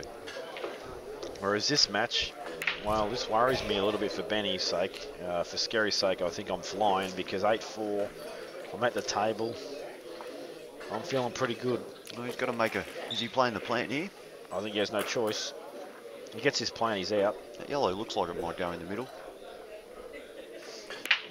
I think he has to play the shot just because it's the only dead yellow. Yeah, it does go in the middle, surely. Well, he's missed it by a kilometre. And Benny has to get these. He absolutely has to get these balls. If he doesn't get these balls, I already said this match is going to be over. The last frame, I think. You did? But this is the second chance. Well, this is the shot. You just nudge that ball out now. Do you reckon that ball that is high on the balk line, do you think that passes? Yeah, it does. It does. If hit a truck foot off his check, so he will play that and can the red off the side cushion. Well, he doesn't. Tell you what, he's almost car parked that one. Yeah, he's shocking me with just about every shot he plays, but at the moment, maybe it didn't go. But I was pretty confident it did. I think it went. So you don't want to be taking this red now. Benny's still confusing me with the choices of shot, but now obviously just takes his ball down the cushion. Right. So this is frame ball really in my eyes, the shot. The shoulders are up, he's certainly not relaxed. He popped that like it was no problem though, so that's a good shot for him. And probably just stun out angle, but he can still, I think he'll screw this more than stun. Well, it's like a soft screw really, but and that's no you're better high there. That's fine. Now, do you run through this, Butters, or do you screw off at a touch and just give yourself the off cushion and out? I personally screw off and give myself the off cushion and out shot. Depends where the black goes, mate. Well, you're always playing it in the middle, same pocket, but you can run through it and stun it, or you can screw it and then play it off the side cushion. Yeah, you can play this naturally now, just roll it in and and that's why I like this shot. Yeah, instead. that's the way to go. No chance of landing on the yellow or... And that's perfect, and he will not miss this, so he will stay in a minor contention at 8-5 down. Well, he's actually smashed that in the middle. Jamie, can you grab security to tell Gus to stop touching me, please? Gus is desperate to get back to the microphone. I don't care who he grabs as long as it's not me, mate. He gets a bit touchy-feely when he has a couple, Gus. Now, I haven't actually kept an eye on the bottom left-hand corner of the screen while this frame was playing, but I'm assuming Robo's on reds. Because if he's on yellows, he would have already played a shot by now. So you would hope so. The reds are in a lot of trouble. Pretty tricky on reds. He's got a really fine cut, which is probably coming back into the yellows. Well, I think we were wrong, mate. Well, we were. I'm surprised he took as long as he did. Maybe I might check your Facebook status there, Robbo. And if he's straight on this, he's still not real flash. Yeah, no, he's not good on this angle at all. But I think, yeah, Robbo, check your Facebook status about playing outs and taking 3.5 hours a shot. Tell you what, if he's dead straight, he's half a chance of screwing back through the gap. If he's off angle, he's in real strife. As you can see right now, Butters, Robbo's looking exactly that shot. Yeah. Can he screw through the gap? Any contact at all will just destroy the shot. Well, so a thin contact on the black would be the only contact he could afford. I think a thin contact on the black will still can in the red. Like that. Oh, wasn't thin. That wasn't thin, that was half ball. You're right. I even think thin would have still can in the red a bit though, and he would have been dead. He does have a plant, super thin. Whichever way it would have been, he's in trouble. This is a super thin plant. The white ball will double off the back cushion up towards that red that his hand's near, and there's no guarantee of a shot. The plant itself is actually very difficult because you've actually got to clip it super thin. Yeah, and the yellow's running all over the world. I reckon he's in a lot of strife here, mate. Well, I think you can actually half control the yellow, but the problem is you can't get the white unless you do deep screw off it. So yeah, it's not a viable. I think the best shot from straight over the red as well. Yeah, I think the best shot for him is to get the yellow over the pocket. So play the plant, get the yellow over the pocket. In fact, he's getting this thin to the knife. He's trying to what he's doing. He's trying to sit behind this red. I actually don't agree with his shot. I'll tell you why. You can play a push shot. I disagree. You play a push shot here and you just destroy the white and there's no shot at all. Well, on yellows. Not disagreeing, Jamie, but when I say it was a great shot, he's played it exactly how he wanted to. Well, that is true, but I think you need to play the plan. You need to get the yellow over the hole. I think he's played it. I think he's chosen the wrong option there. I don't know why Joel's hitting it straight.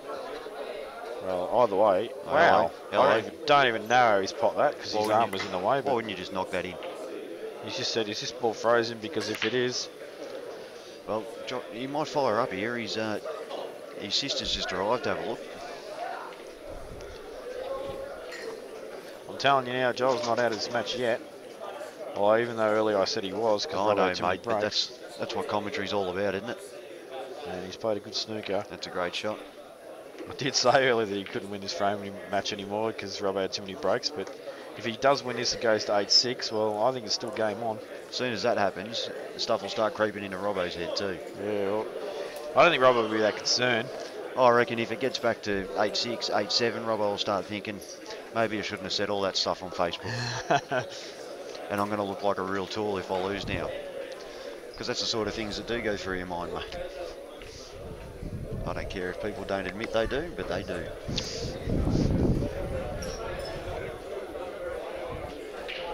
Yeah, I'm fortunate enough to not be one of those guys that does all that crap because I personally think Facebook banter, like starting crap like that, is just stupid. But I don't mind a bit of contribution here and there to try and level the playing field. But that was a good effort. It's a fair attempt.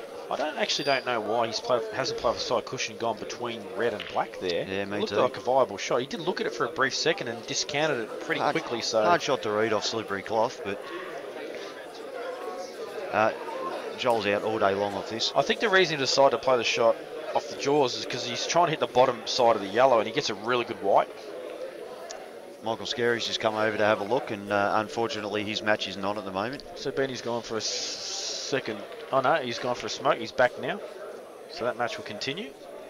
I'm not on Facebook for pretty similar reasons, Jamie.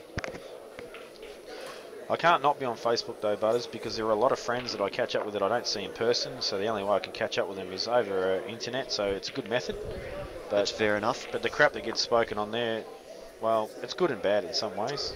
I upset plenty of people without being on Facebook, mate.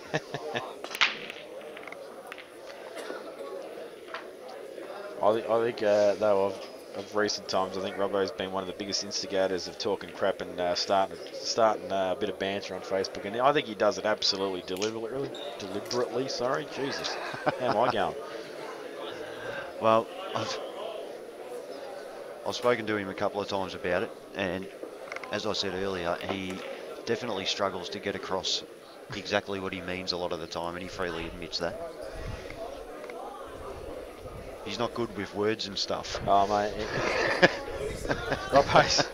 I don't know if I've actually ever told this story on CueballTV or not, but Robo and I played... Wow. I can actually tell you, if you're actually wondering how he missed that, it's a very simple explanation. He didn't hit it in the pocket. Not just that, but he wanted the white ball to be straightened up more than the angle actually gave opportunity. But he's got two shots. I didn't realise that. So he's got no problems here. But he actually just wanted the white check ball it straight to up. He did check it well, and that's perfect. He just drops this in pretty much. It's perfect. But yeah, myself and Robo play this computer game a lot, or used to, called League of Legends. Yes. And anyway, long story short, myself and him were playing together, and he died, and the person that killed him, I was supposed to kill, and I didn't. They got away scot-free. Right. And he absolutely blasted me in open channel, so everybody could see all this text saying, "You idiot!" And he just blasted the crap out of me. I stayed completely silent because I was a bit surprised about it all. I'm still surprised about it all, and I'm just anyway, hearing about it. After the game finishes, you can actually then talk privately. So I sent him this message, and I said, "Don't you ever talk to me like that, ever again." I said, "Would you say that to me, to my face?" And he said, "No." I said, "Well, pull your head in," or something like that. Correct. And it was pretty funny, and Neil was actually there as well, and he had a bit of a laugh about it too. So it's been an ongoing joke for about 2 years now. Yes, I agree, mate. If you can't say it to someone's face, You shouldn't be saying it on Facebook. He was just wild at the time. He's a very avid computer gamer, Robo. A lot of people might not know about that, given that he's a pretty muscular physique. He likes his gym and stuff, but he loves his computer games as well. He hides his geek well. He does hide his geek well, unlike myself. You hide it with anger. Well, I don't know. I'm not such an angry guy these days.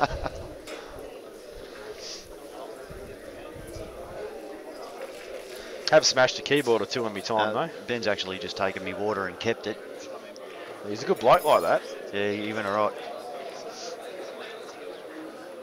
So a nice little safety shot there from Benny, just saying, you know what, I'm absolutely in devastating trouble here. I'll just kill this black and leave you sort of a bit of a dodgy shot.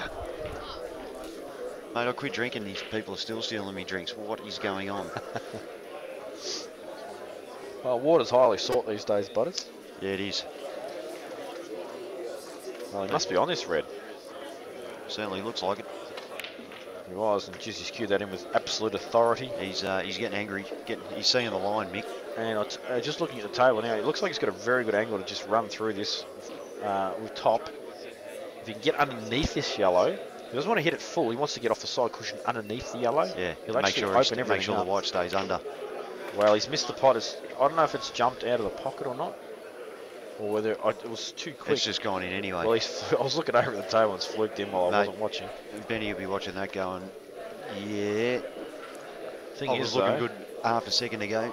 Now I'm in stride. I think Mick can drop this in too off the red, run the white ball through a little bit just to get a dead straight pot on the other red. Black's very tricky. The black is tricky, but you can give yourself an angle to play this black and play for the gap between the two yellows, but not hit it past the other yellow or even cannon the yellow that's above the black.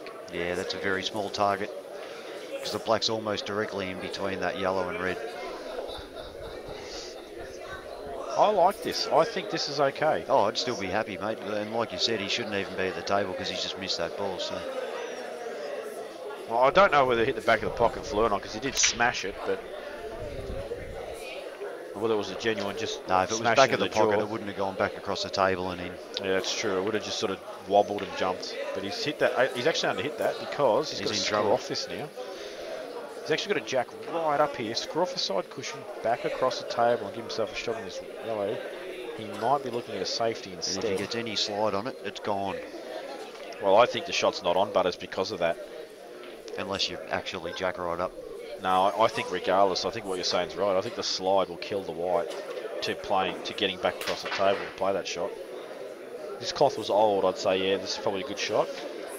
I'd just bump the other one off the rails, screw back in behind the red. I'd be looking for a double kiss here on this red and just put the white ball as close as you can to that red that's near the black. That's my shot. Although the double kiss is probably, the red's probably too far away to get a good double kiss. He's got to leave it close to the side cushion if he can. Well, surely he's left a gap here. He has left a gap, but what can Benny do to actually, can he get high on this red, this yellow? Well, he can. He left a screw hard into it and off the cushion and back up the left-hand side of the table. Well, I'm actually wondering if he can hit the top side of this yellow or not. Well, if you get the top side, he's fine. And you can have a fair crack at the plant too and go safe.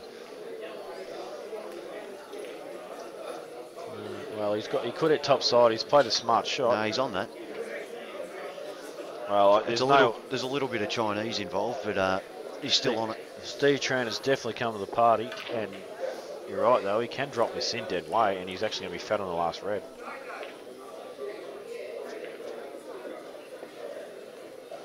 He has missed it. Yeah, tough shot. It wasn't easy. There's no doubt about that. Safety's going to be a lot easier now. Actually, it's pretty much ended up in the same line. It has. It's safety's actually not that easy because he's going to be Chinese. I think if you actually play this yellow that's near the black and you can get the white ball over to the corner pocket, maybe. I need to have a look behind the table. You can't really risk moving the black, mate. That's an insurance ball right there, and about his only one. I need to have a look at this line that Benny's just in the way of at the moment. No, I think that's a shot. I think you have to play this ball near the black and go over the right corner pocket.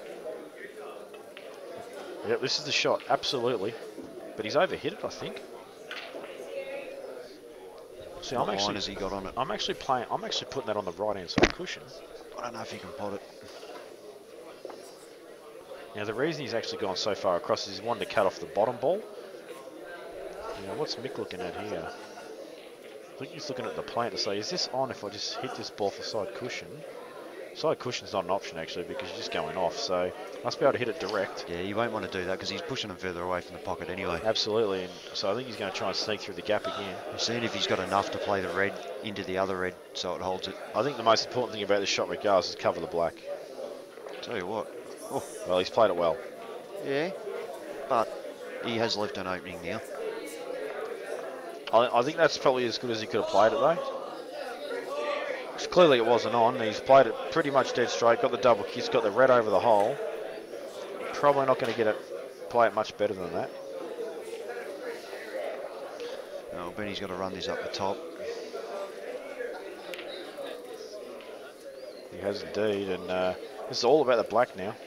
Well, he's got to get back around the other side of one of these yellows to play it inside there. I'm actually looking at this shot. I'm sure this is not on. It's amazing what you can do with balls that are near bottom cushions when you smash them off at angle. I'm just wondering if you can smash that black in off the bottom red into the corner. Yeah. Like you've actually got to hit with a fair bit of pace half ball, but I think that's the shot. Tell you what, he's nowhere near as high as he would have wanted to be on that. Oh, I think he's okay, Butters. I think he can get a fair bit on this. Still got to hit it though. He does have to give it more pace than you don't want to be belting this shot. There you go. He's got off it pretty easy, and I reckon that's a great shot. Well, actually, I don't think it is because I think he wanted angle to stun across the table, so I think he's dead straight. So he's actually might be forced to play a double. Well, this is what he's doing. He's playing a double. And with the cloth sliding, Butters, this is actually not easy to judge. He's going to have to hit this. If he hits this with pace, it won't slide. So yeah, he's going to judge his ability. With pace, don't worry about that. And it's straight in. And how's this white ball going? Well, he hasn't even checked it. He knows. Now he turns around. It's just looks. Any he looks over us to say, "I've got this." Yeah, Marc will be a bit disappointed about that. And I'll tell you what, he's caught at the end of danger because he knows if he get Mick's head, he will get back in this match. Yeah, and breaks and runs here. Bad as Benny's played, I can tell you now, he's probably played the worst I've ever seen him play. Speaking of cigarettes, Jamie, don't mind if I do. You are an addict. And so this match has been 8-6. I think it was 8-6 before. So unless it's the same frame, it's been going for days. Haven't really been paying much attention to this frame. So you can see in the bottom left-hand corner, Benny back to break off. We're just going to keep a quick look at this break in the bottom left-hand corner because doesn't dump the white, does a ball go in. He needs balls at the moment. He needs the ball to go in. And the reds, at the small little glance over at this table, look perfect. Well, actually, there's two reds stuck to one another. It's hard to tell from here. I think we're going to flick back to this match because it's been a little bit more explosive.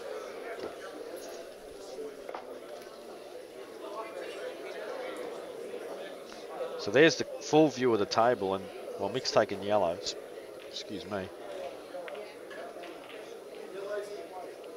Surprises me a little bit, but unless that yellow does go past the red in the middle, but from looking at the angle we have on the table, it doesn't look like it goes neatly, so a little surprised about his choice. But those two reds that are sort of right in the middle on the brown spot, they look dead, although lots of balls available to get a bit of movement on them, so I'm just interested to see why he's chosen yellows here and why, and how this yellow that's near the red over the right hand side pocket is going to come into play. So a lot of side there on the white there from Mick, as you can see, but really doesn't have a shot here. Got a shot to the right corner, which will be naturally cutting into the two yellows that are stuck together on the left-hand side, but the white ball really didn't offer a lot of... it didn't really offer anything that was really nice positional-wise and offered a lot of control from the next shot. And as you see, he's missed that by some margin. And the reds now for Benny are open. Now this could be a massive turning point because Benny's just won that last frame with a very good double on the black, screamed out the yeah baby or something similar to that. And if he makes this out, we could see a massive turning point in this frame. So maybe this red goes. That no, he's not playing it. Well, that's a bad shot. He's he's kind of got away with it, the fact that he's not hard up on it, because he didn't play that well. Might be able to sneak this in and just get off the rails.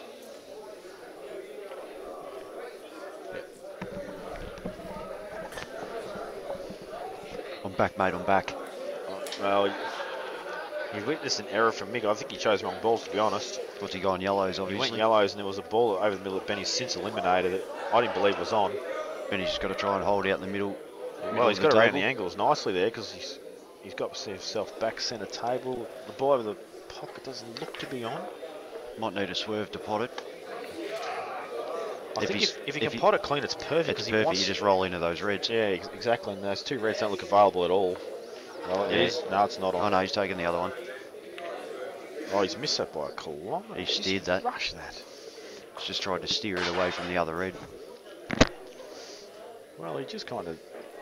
He chicken winged it. He I've did. never seen Benny chicken wing so He much. chicken winged it, and I'm looking straight at Mr. Chicken Wing, Johl Fuller, right at the moment. He does have a fair chicken wing. He's the on him, ultimate actually. chicken wing. He I've never invented the chicken wing. He actually elbows people on the opposite side of his arm. Oh, I tell you what, a bit of pressure creeping into this game, mate. Yeah, that was a shocker. Neither of them, they've both cued that about as smooth as Hessian undies. Well, as you get towards the business end of a match, pressure will apply. Now Benny needs to screw off this and get a good contact. Any contact will be fine. He's missed a contact on the reds. Yeah, but he can just nudge it and run through Yeah, but and he sit had behind it now. He actually had this opportunity to play the shot earlier on in this, like the first shot of his frame butters, and he refused it. But we discussed this. When you've got a chance to go and you're trying to get yourself going, you have a go. Well, he's underhit it. That's Oh a my shocker. God. It's not a shot that he plays normally, and I'm not actually surprised to see that. I'm not surprised to see that, because it's a shot that he just doesn't play. And Mick's gone, I'll nominate the red over the hole. Yes. And I think someone else should go point at it. That wasn't enough people. actually, this is the right shot. Even if you take ball in hand, you've got to play a long ball. This Yeah. you can get position up the table, so it's good idea. And there's no way he misses these, sorry. No way he misses these. There's no need to be sorry, mate. And this I is totally agree. This is a turning point in this match that will probably cost Ben Nunan the match, possibly his team. Well, As I say that, Mick that is an plays... absolute shocker of a shot. There's a factor of retardation You creeping could into quite this match. all of a possibly sudden. be the worst commentator of all time with that call. Well, I don't know, mate. Normally you wouldn't expect... I still expect him to get That's this out. freaking me out, that one, mate. I still expect him to get this out. But Yeah. I'm just a bit... Where is he going? Well, he's still okay. He's on multiple balls here. He's on one. He's on the other one, the corner as well, but...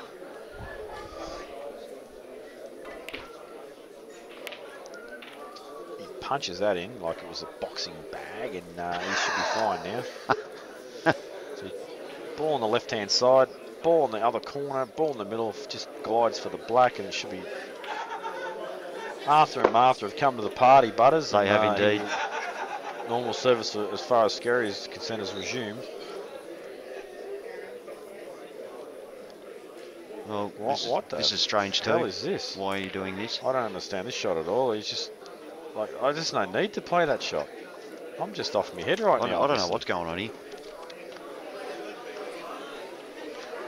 Oh, I haven't said it yet. I meant to say this every match, but where's my drink? I've got it.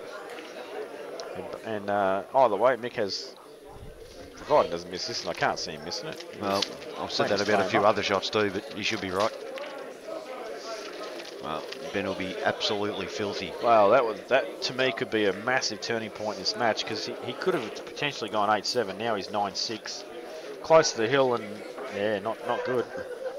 And Scares it a break, I think. Meanwhile, Robo's going out as well. What's the score on the other match? 8-6, I believe, unless it hasn't been an update. I haven't been paying attention to it, but yeah, Still it is 8-6. It was 8-6 about 3 days ago. Yeah. Well, that's good signs for Johl if he's slowing Robo down. It is, but it was a bit of a tight frame when I checked it earlier, but yeah, Robo proving so far to be too strong. 9-6, 9-6. Yeah, and I think if we look at this, I don't know who's going to blame who about letting each other down. Well, fact of the matter is they've both made a lot of mistakes. Well, that's the worst positional shot of all time. Yeah, for Robbo it is. He's underscrewed that by some margin. He wanted to be blue spot at worst. He still won't miss his pot though, although he gets up for some reason. He spread the legs then too. He did. I would have said he would have played the shot, but he definitely will this time.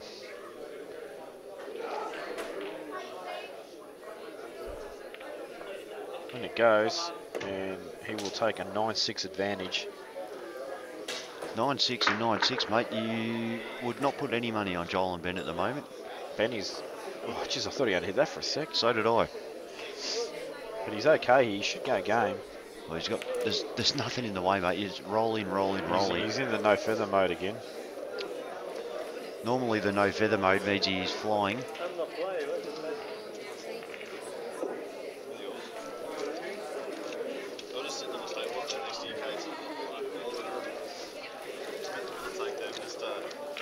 No dramas here. Just a little check to hold on that side of the table. Oh no, he's going round. That was a little bit too close for comfort, but he's okay. And 9-7 it is. Well, that's important, that frame. Like I said, it could have been 8-all now. It really could have been. Brett Rogers showing a massive interest in this match. He obviously has a wager on it. 9-7. 9-7 is Ben and Mick. Rogers wants to play the winners for $1,000. He's going to play doubles on his own as well. And Joel's done a Benny. He has dumped the white, and boy, he's actually been lucky because it's actually a crappy scenario on the left-hand side of the table. As you look at yellow and black.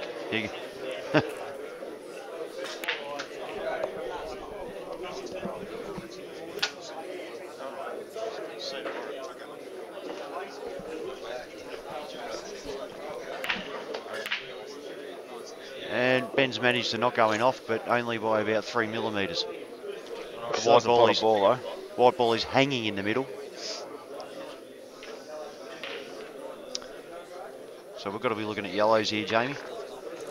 Yeah, I mean, still two minds about this, but I'm actually, believe it or not, preferring reds. Only because that red that's on the left-hand side of the table near the black and yellow is the ball that, to me, you can the yellow. Get the black out. And yeah, exactly, you kick the black out. So, but Robo thinks I'm an idiot, and I agree with him because I am. And he's taking yellows. Now, I'm just wondering what his angle's like. Actually, I'm right behind it. He definitely doesn't have an angle to cannon into the two balls on the side cushion. It's far too wide.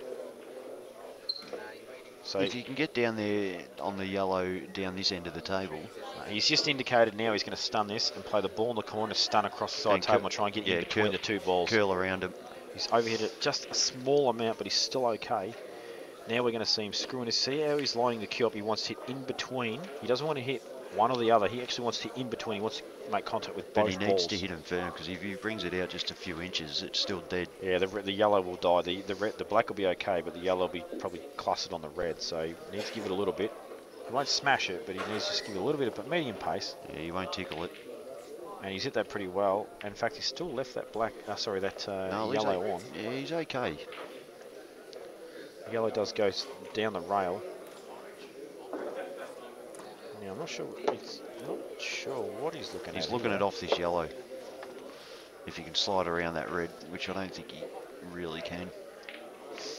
Well, it's kind of a shot to nothing in a way, but when I say a shot to nothing as far as position is concerned, because the ball, the white is closest to at the moment.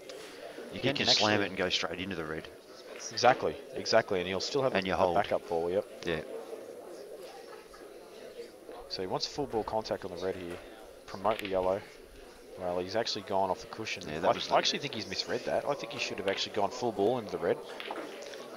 Yeah, so do I. Too slippery to try and do that. However, he will still have a shot on this last yellow.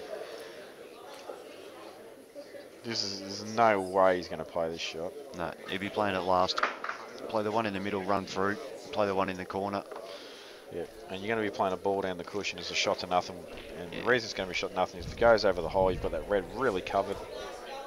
And you'll still have a shot on the black if you do pot it. So you go middle corner, and then you don't want to move the white too far from where that yellow is now. But looks like he's playing this now, Jamie. Yeah, I'm surprised he's playing this now. Pretty fine. He's got a bridging distance, Steve Tran bridge action. He does, yeah, bit of the Westgate going on there. But he's played it well. Played it at a nice pace. I don't think that red will fly inside the yellow. It'll get it out. Doesn't have a lot of options anyway, Joel. Joel's in enormous trouble here. Maybe. Well, yeah, I think you're right, Buzz. I think he's going to play the force out. Yeah, he doesn't have a choice, mate. He's got nothing up the other end, but he's queuing over balls as well. Yeah, you really want to play this stun off the side cushion, put the white ball on the bottom cushion, just to try and give yourself as much chance to be safe as possible. It's almost like he's... Yeah, this is awkward. Yeah, it's extremely awkward.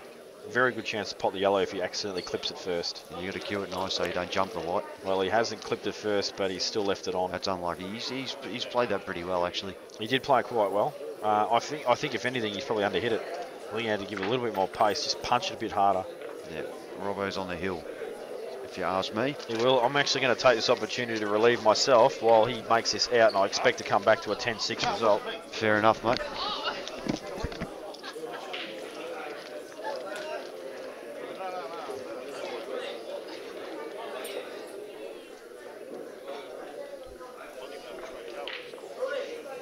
So just roll this up for the centre ball, make sure you land under, not past. And he's overhit the hell out of it.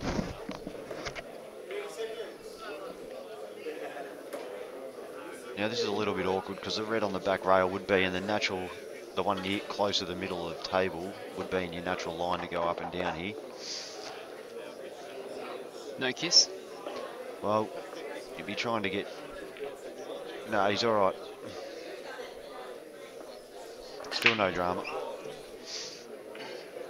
Would have liked to be the other side, but it doesn't matter. It's solved. Robo on the hill. If Robo was drinking, this would be enough. Mate, it would take an absolute miracle for Joel to win from here.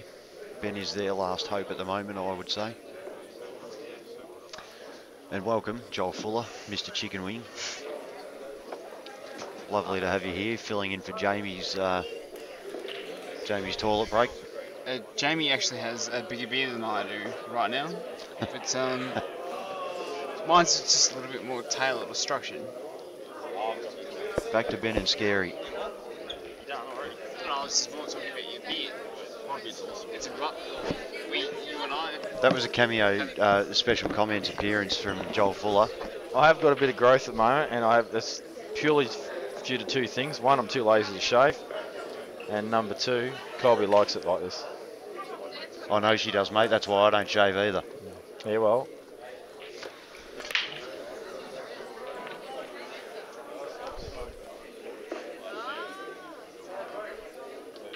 What are you doing? Yeah, no, it's nipples. It's a beautiful thing. What do you think it is? It's a new age. So, Butters, I have come back to a 10-6. Scerri on yellows, mate. I've come back to a 10-6 though. You did come back to a 10-6, mate. We are going to watch, we will watch Exactly the as you predicted. potential final frame with Joel and Robbo. Well, Not what are we? necessarily the final frame. The next 6 frames could be the potential final frames. True enough. And I'll tell you what, this frame could go for 3.5 days because that black's over the hole and the balls are all over the joint. So this is a good chance for both players to showcase their tactical skills. See, this is where, like in snooker, players look at each other and go, yeah, re-rack. Let's not bore everyone to I death. actually would love to be playing this frame right now. Yeah, and if I was playing you, I would hate to be playing it. Well, it must be still open table, is it? Because there's no way Joel had just fouled deliberately there. Even if he did, what are you going to do with 2 shots there? It is quite interesting too. Like there is a potential call to make a re-rack here, but that's a really good shot from Robbo. Yeah, it was, mate, but I'm not excited. The problem is Joel's probably just going to play a little rest-on shot now.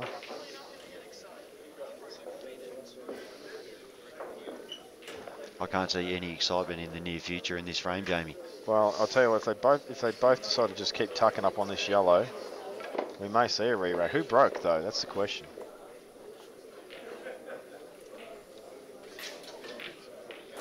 Yeah, if you if you were the one who broke, you wouldn't be going re-rack. No, you wouldn't be for sure. And Joel's Unless, actually moved. unless you were playing Benny at the moment. Yeah, well, if you'd probably ask Benny to break again.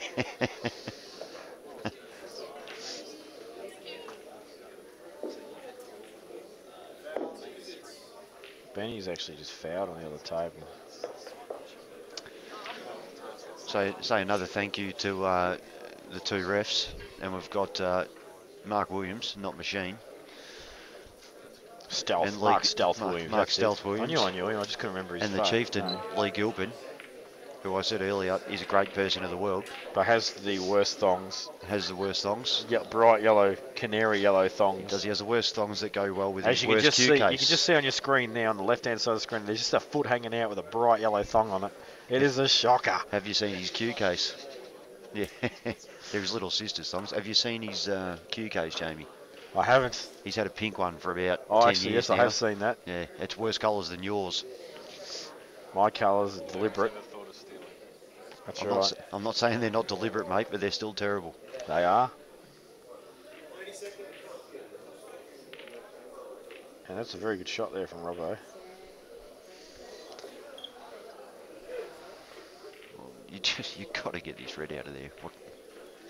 Yeah, absolutely. And you just can't really afford to do it right at the moment unless you cover something. But you can probably hold it enough to stay in front of those yellows. I actually don't think he can. I think he's, like, if he hits it too straight, he'll double kiss, so the white's got to move a bit. But well, he's left a gap. If he's on the one in the middle, he's in strife. Yeah, has he covered the yellow with the red? Robo has a quick look. He must be on the one in the middle. Hard to tell. Well, hard to tell from his fast reaction whether it's on or not. I get a feeling that's last shot for Johl. Call made from Peter Butterworth there that Johl will no longer be attending this match. And I'm still on the fence. I need to know whether this yellow does actually go. Actually, I'm just looking now. The yellow will fly in, provided the other yellow is moved first. They just sat next to each other. Ben actually went over and spoke to Johl then for first time. He probably said, "Do you want to just make this 500, mate?" He said, I reckon he might have said, have one of your mates in the car out the back door and let's run. Strong possibility. Probably said, mate, we're in a bit of strife, let's just unleash.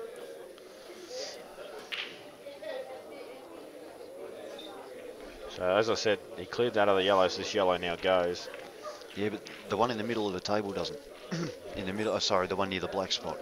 Yep, absolutely. I know the one you're talking about. It's sort of more near the pink spot, and it's if you're looking at Snooger, and it is a dodgy ball. It'd be fine if he cleared that other yellow first, because it'd go to the top corner. But as it stands, he may even try and cannon this now. You know, pretty thin. Yeah, a good chance actually. It's got off with a touch aside, and he has tried to cannon it, and he's played it extremely well.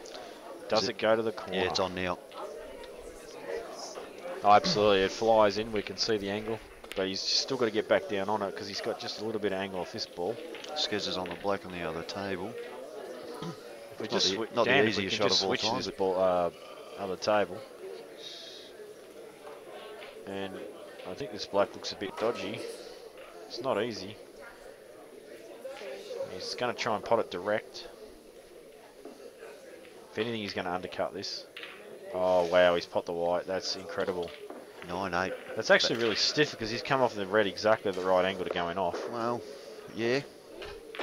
But you got to know that shot's there. Oh, my God. Do we see a double turning point just to form? He's just seen Scerri miss that black and going off the black and go, my God. What is going on here? 9-8.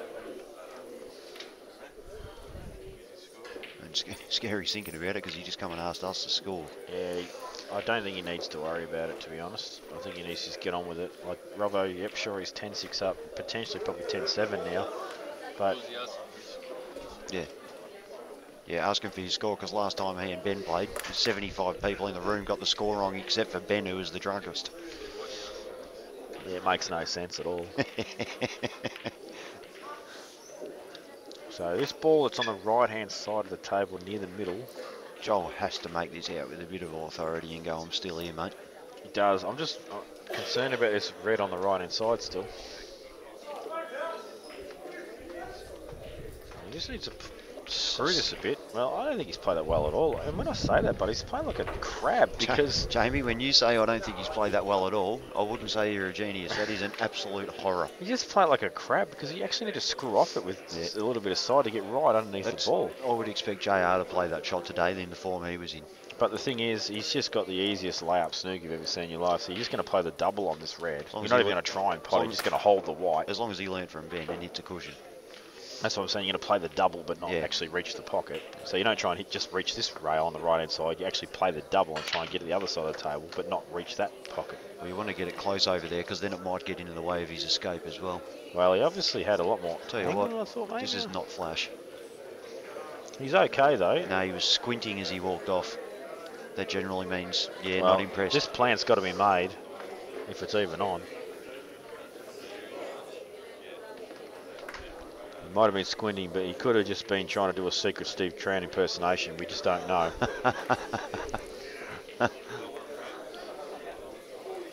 I don't think Robo can get to the plant angle. No, I don't think he can either. But the thing is, he might be able to get to the right-hand side of this yellow and play a good white. And play around the back. Yeah, so he might be able to get underneath the yellow that's on the left-hand side of the he's three. playing the plant, mate. Yeah, you're right. He's playing this direct. So if this goes in, this will be frame ball. No, he's playing the shot. He was doing that. So we were right the first time and the third time. We were wrong the second and fourth. And that's a pretty good shot. And this, I'm telling you now, this ball that Joel's looking at right now is an absolute problem ball. If he can flick off it now and take the white ball towards the black. Yeah, I don't think he's got the angle to get through. Well, I think if he can actually hit the edge, he's fine. But if he can't, he's going to have to play a shot to nothing with this ball on the left-hand side of the 5 balls. Why not double the red on the spot? No, I think playing the shot to nothing pot is better because you're going to get a good white. And he has played the shot to nothing. Oh, that's a great shot. There's your good white that I was speaking of. Maybe I didn't expect the white to be that good. Mate, you're smarter than me, but I'd still go the double. I think the double was... That's why they've won more stuff than me. I think the double wasn't the right shot on this occasion, Butters. That even if he plays that shot to nothing shorter, he's still got a snooker. He's just got a tight snooker now. I just like the double because it looks good, mate. Looks good? Yeah. All right. Other frame, Scerri to break at 9-8, is it? It is 9-8. They've had another toilet break, have they? I didn't even realise. Yeah. I think Benny's broken the seal, so he's in strife now. That's a very good break from Michael, too. And did balls go in? Yes, he's potted red. Look at the reds. Well, he's got the dodgy red, but he can actually afford to kick it out. Well, that's unlucky. Otherwise known as stiff. The worst part is he's left Joel on the only really awkward ball on the table. And if you were going to pick it up with your hand and put it in a spot to pot it in that middle, that's where you'd put it. Yeah, you'd probably put it slightly more to the right, but you're probably spot on, Butters. You just don't actually get it any better than that. And now he plays a plant. Yeah, you've got to be carefully how much he slides down, though. Well, I think you can actually play this at pretty much dead weight and just... I don't think there's any danger of going near the black here. Yeah, I reckon there was. Well, you must be a better judge than me. Well, looking from this angle. Actually, you're right, Butters. There's a much bigger angle than the camera represents. So that's why he's decided to play the outside ball. Yeah. He's fine, though. He just comes out. He'll probably just get under this now. He's still got 2, so... Yeah, he's actually got a lot of options available here. He does. He can pop the ball over the hole. He can pop the ball in the middle. He can even double. You can play a face cut double now if you wanted. Exactly right, and just use his 2. I don't think he'll do it. Personally, I'd probably be playing the ball over the middle and get myself an angle in the middle just to stun to the right-hand side cushion, and just give yourself a shot on the red to just push across the other side of the table. Yep, that's the way I'd go. And he's underhit that by some margin if he's playing the shot that I desired. Probably take the double on now. Be interesting to see. I think he might actually play the ball in the middle and screw off it. Because he's only got to screw back half the distance where he is now. He's got a dead straight double. Well, he can probably, yeah. That's the shot he's going to play. He can come straight back to the cushion. There you go, and that's just Well, it's a bit short, but he's still okay. He can actually double this off 2 cushions and land pretty neat. Yeah, just a little soft stun, or you can just roll it. No, I don't like rolling No, stuff. I think the stun's a shot, Butters. I think you stun this just off 2. You don't have to smash it. You Just stun easy it to off 2. overhit. It is easy to overhit, and it's actually easy to underhit, but that's why if you stun it, it's not too bad. And he's played that very well. He's played it exceptionally well, and this will be 10-7, and I'll back him from here, Jamie. I'd back I'm saying he's going to win this frame. I've got these from here before. I'm putting it out there. Robo still cannot lose this match. He's got at least 3 more breaks. Yeah, one or two more, and you're going to start getting scared, though. So left it on the actually, rail just in case. Well, at least 2 more breaks anyway. I'm not sure whose break it is this frame. 9-8. Yeah, this match has had. This is the match, in my opinion. This is the match that needs to be won by Benny for a doubles to occur. I think the other matchup with Johl and Robo is over. I think Robo's got too many breaks that he can't not make an out off his own Benny break. needs to crunch this double in. Yeah, I'm surprised he's not taking it now. It's really you is don't like get on it better. I can't believe he hasn't played it now. This is screw under it. Yeah, but even if you do, what now? Well, he's. But this ball doesn't go anywhere. He'll probably try and land fat on the reds and play yellow in the middle. It just doesn't go anywhere though, Butters. Except for where you're saying. But so you got to screw off 2 rails here. Stun off 2 rails, right hand side. A lot of right hand side to pull that white ball back down the table. I just don't like this shot, mate. I don't think anyone would like the shot. No, he's actually playing. He's playing it with running. Look at this shot, and he's underhit it by 14 foot, and it's not looking good. He had to, I think you're right, Butters. He had to play that double earlier. Yeah, he's actually fallen short by 2 foot there. The double might actually not be on. Double to the corner might be on. Hard to tell. Need to have a look at the table. Ooh, that double to the corner might be on there, Butters. It's hard to tell. I think it's his only shot, and he's playing it. He is. Or has he done it to the middle? No, he's gone to the middle. Oh. And one can't blame him for taking that shot on, because really there wasn't a lot of other options. So Mick will play this shot. He'll stun the white. He'll play the plant and get the cannon on the ball on the left-hand side cushion, and then go game. That's how I read this frame right now. So here comes a stun shot. Well, he's screwed off. I don't understand this shot at all. It doesn't really matter because he's. What was that? Well, he's actually tried to land straight on this ball on the middle, I guess, and then screw back and play the easy plant. But I would have actually played it a bit differently. But he's still going to be okay. Yeah, they've all landed beautiful. Yeah. I mean, at the end of the day, even if they don't land well, he's got a plethora of absolute options galore available to him. So just take the triple jackie on now. Get them all a bit closer to the hole. Come out, make sure you're on the one in the middle, just in case they land funny. Yeah, so this is 10-8. Well, he's wow. Oh my God! I don't get that shot at all. Why the hell? I don't understand how it missed.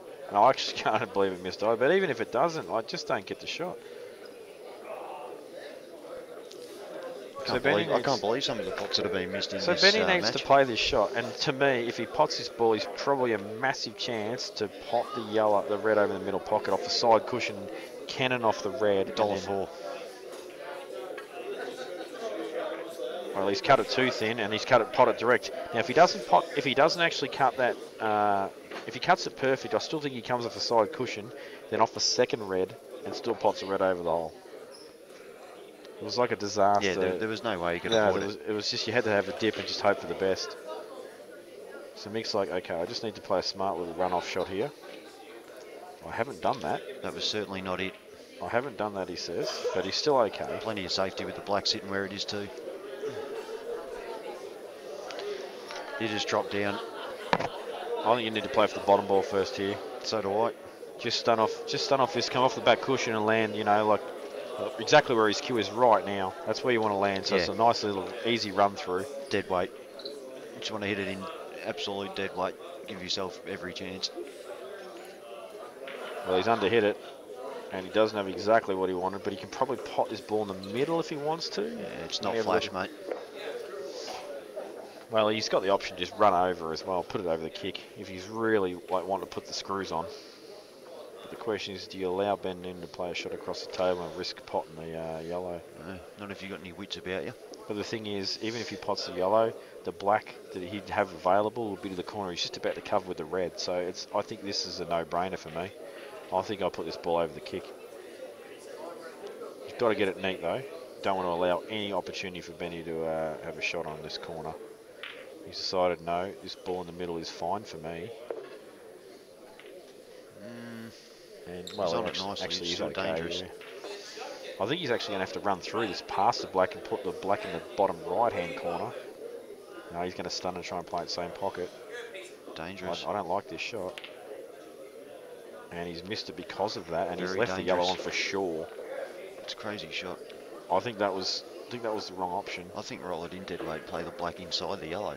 Well, I think And you were safe- the you were safe both natural ways. angle was actually taking it past the black and just put it in the corner. You just don't think about playing safety there. And what the hell was that? No, just No, missed. that was not a swerve. That was a genuine chop up. I don't get that shot at all. And there's no way Mick's going to miss this out now. He's just going to like go, oh my god, this is the biggest gift I've ever been given in my life. You just made it a touch harder. Could have, but he's not going to miss it. He will just grow a second leg. He'll almost be able to run his own sideshow at a circus after that. And that is an absolute go to Bunnings, get the biggest axe you can find and chop, chop, chop, chop, chop up. Well, I haven't seen a chop like that from him before. No, I've never seen one that bad. That was a shocker. And that's any chance that Johl had of getting back into this match is probably going to be nullified now.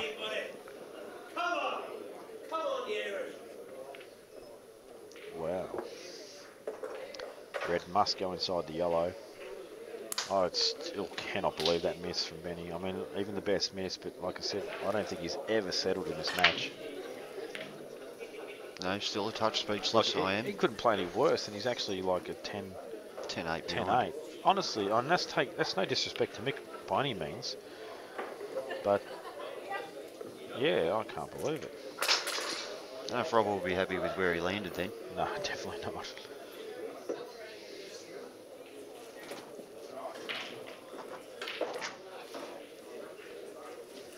Skizz is walking around with a spring in his step and he's smiling. Yeah, he doesn't want to smile yet. 10-8. 10-8's a good scoreline for him, but I'd be happy to still be in 3 front. frames you've got to get. I'd still be a bit sad about a couple of the balls he missed. Yeah, and well, I just haven't watched that break. And he's done dumped it the white. again. He didn't even look like he wanted to break well then.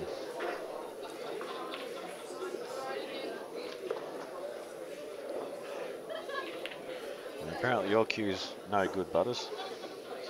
Well, it's not doing any worse than his, mate.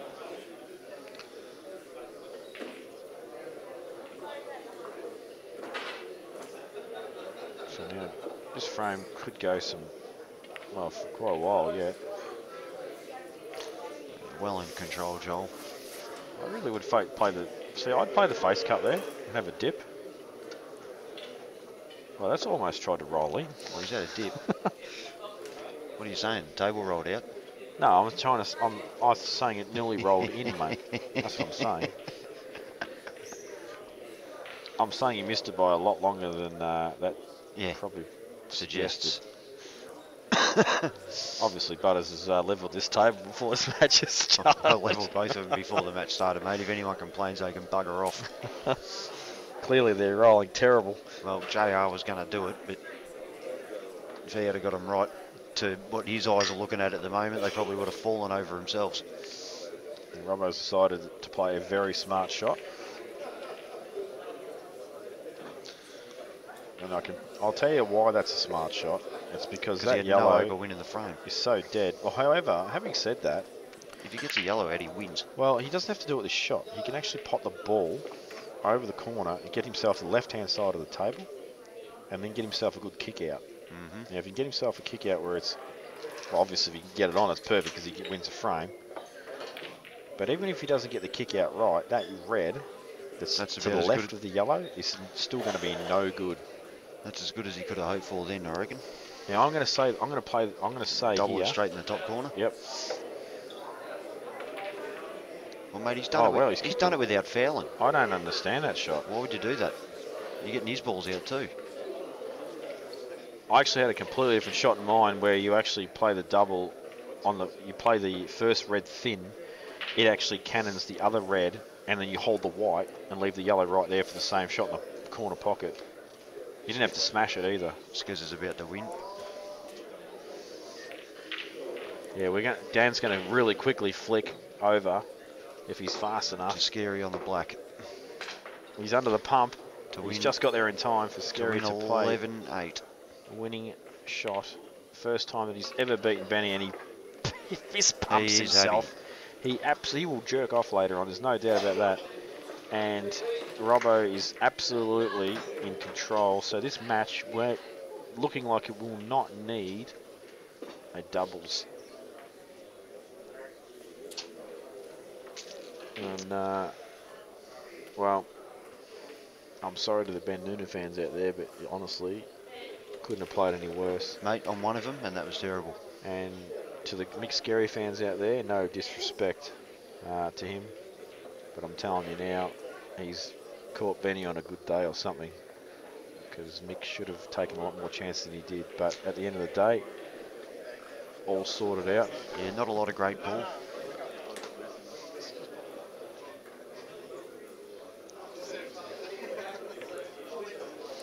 Lee Gilpin has just found out he's been poleaxed for his yellow thongs. Why would Robbo play that shot?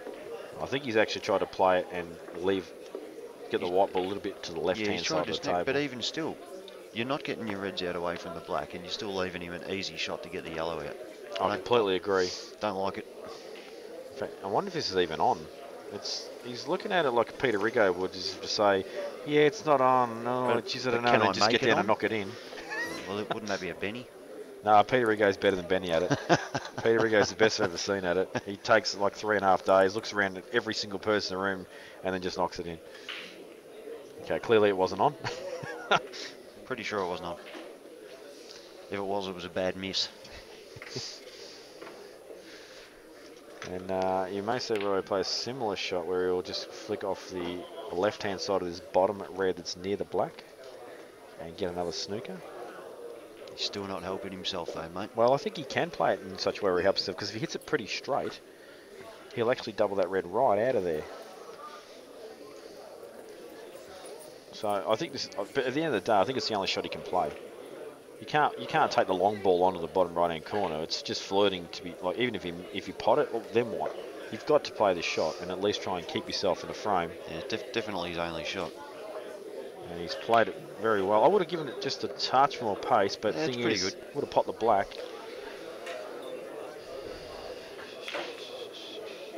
In actual fact, a little less pace would have been better, because it would have blocked the across table off. So we may see Johl come across and try and pop this dead weight in the corner. Sorry, in the middle. He's liking to look at this off the side cushion shot. Oh, mate, I love that shit.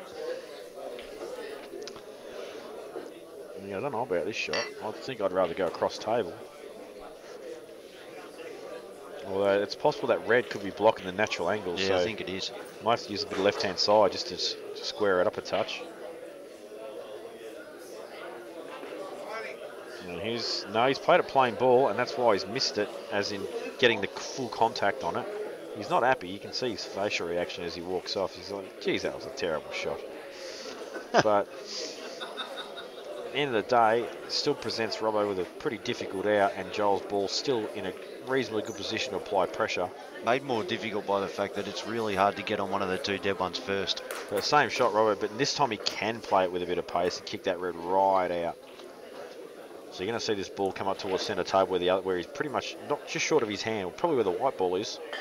Well, he's gone further than that. That's a good shot. Yeah, you can't play that any better. Cross table is definitely not on naturally this time. And I'm actually going to say right now that shot just won in the match. I agree. I don't know what else you can do here. He's got to load up off the cushion and knock it in, or that's it. Yeah, he has no choice. He's got to make full contact. He's got to pot the ball. He's got to pot it. Move your head. And he's doing it. And, well, he's missed it. All over. And Robbo, actually, first time I've ever seen Robbo do the old bend the legs thing. The old leg bender. And I'll tell you what, I don't know about those shoes either, just quietly. Mate, they got Lee Gilpin covered by a mile. And he's not going to play the shot because he's doing the gay stance, so we'll just wait a couple extra seconds.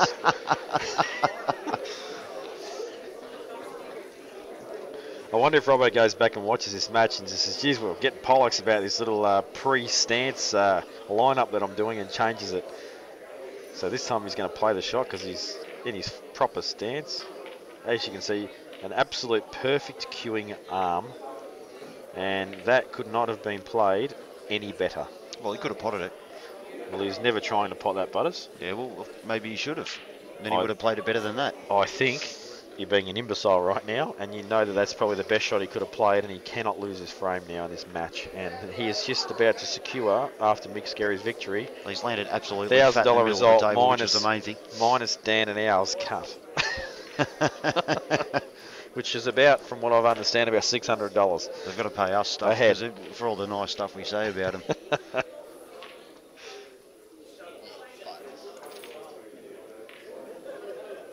So this is absolutely elementary, and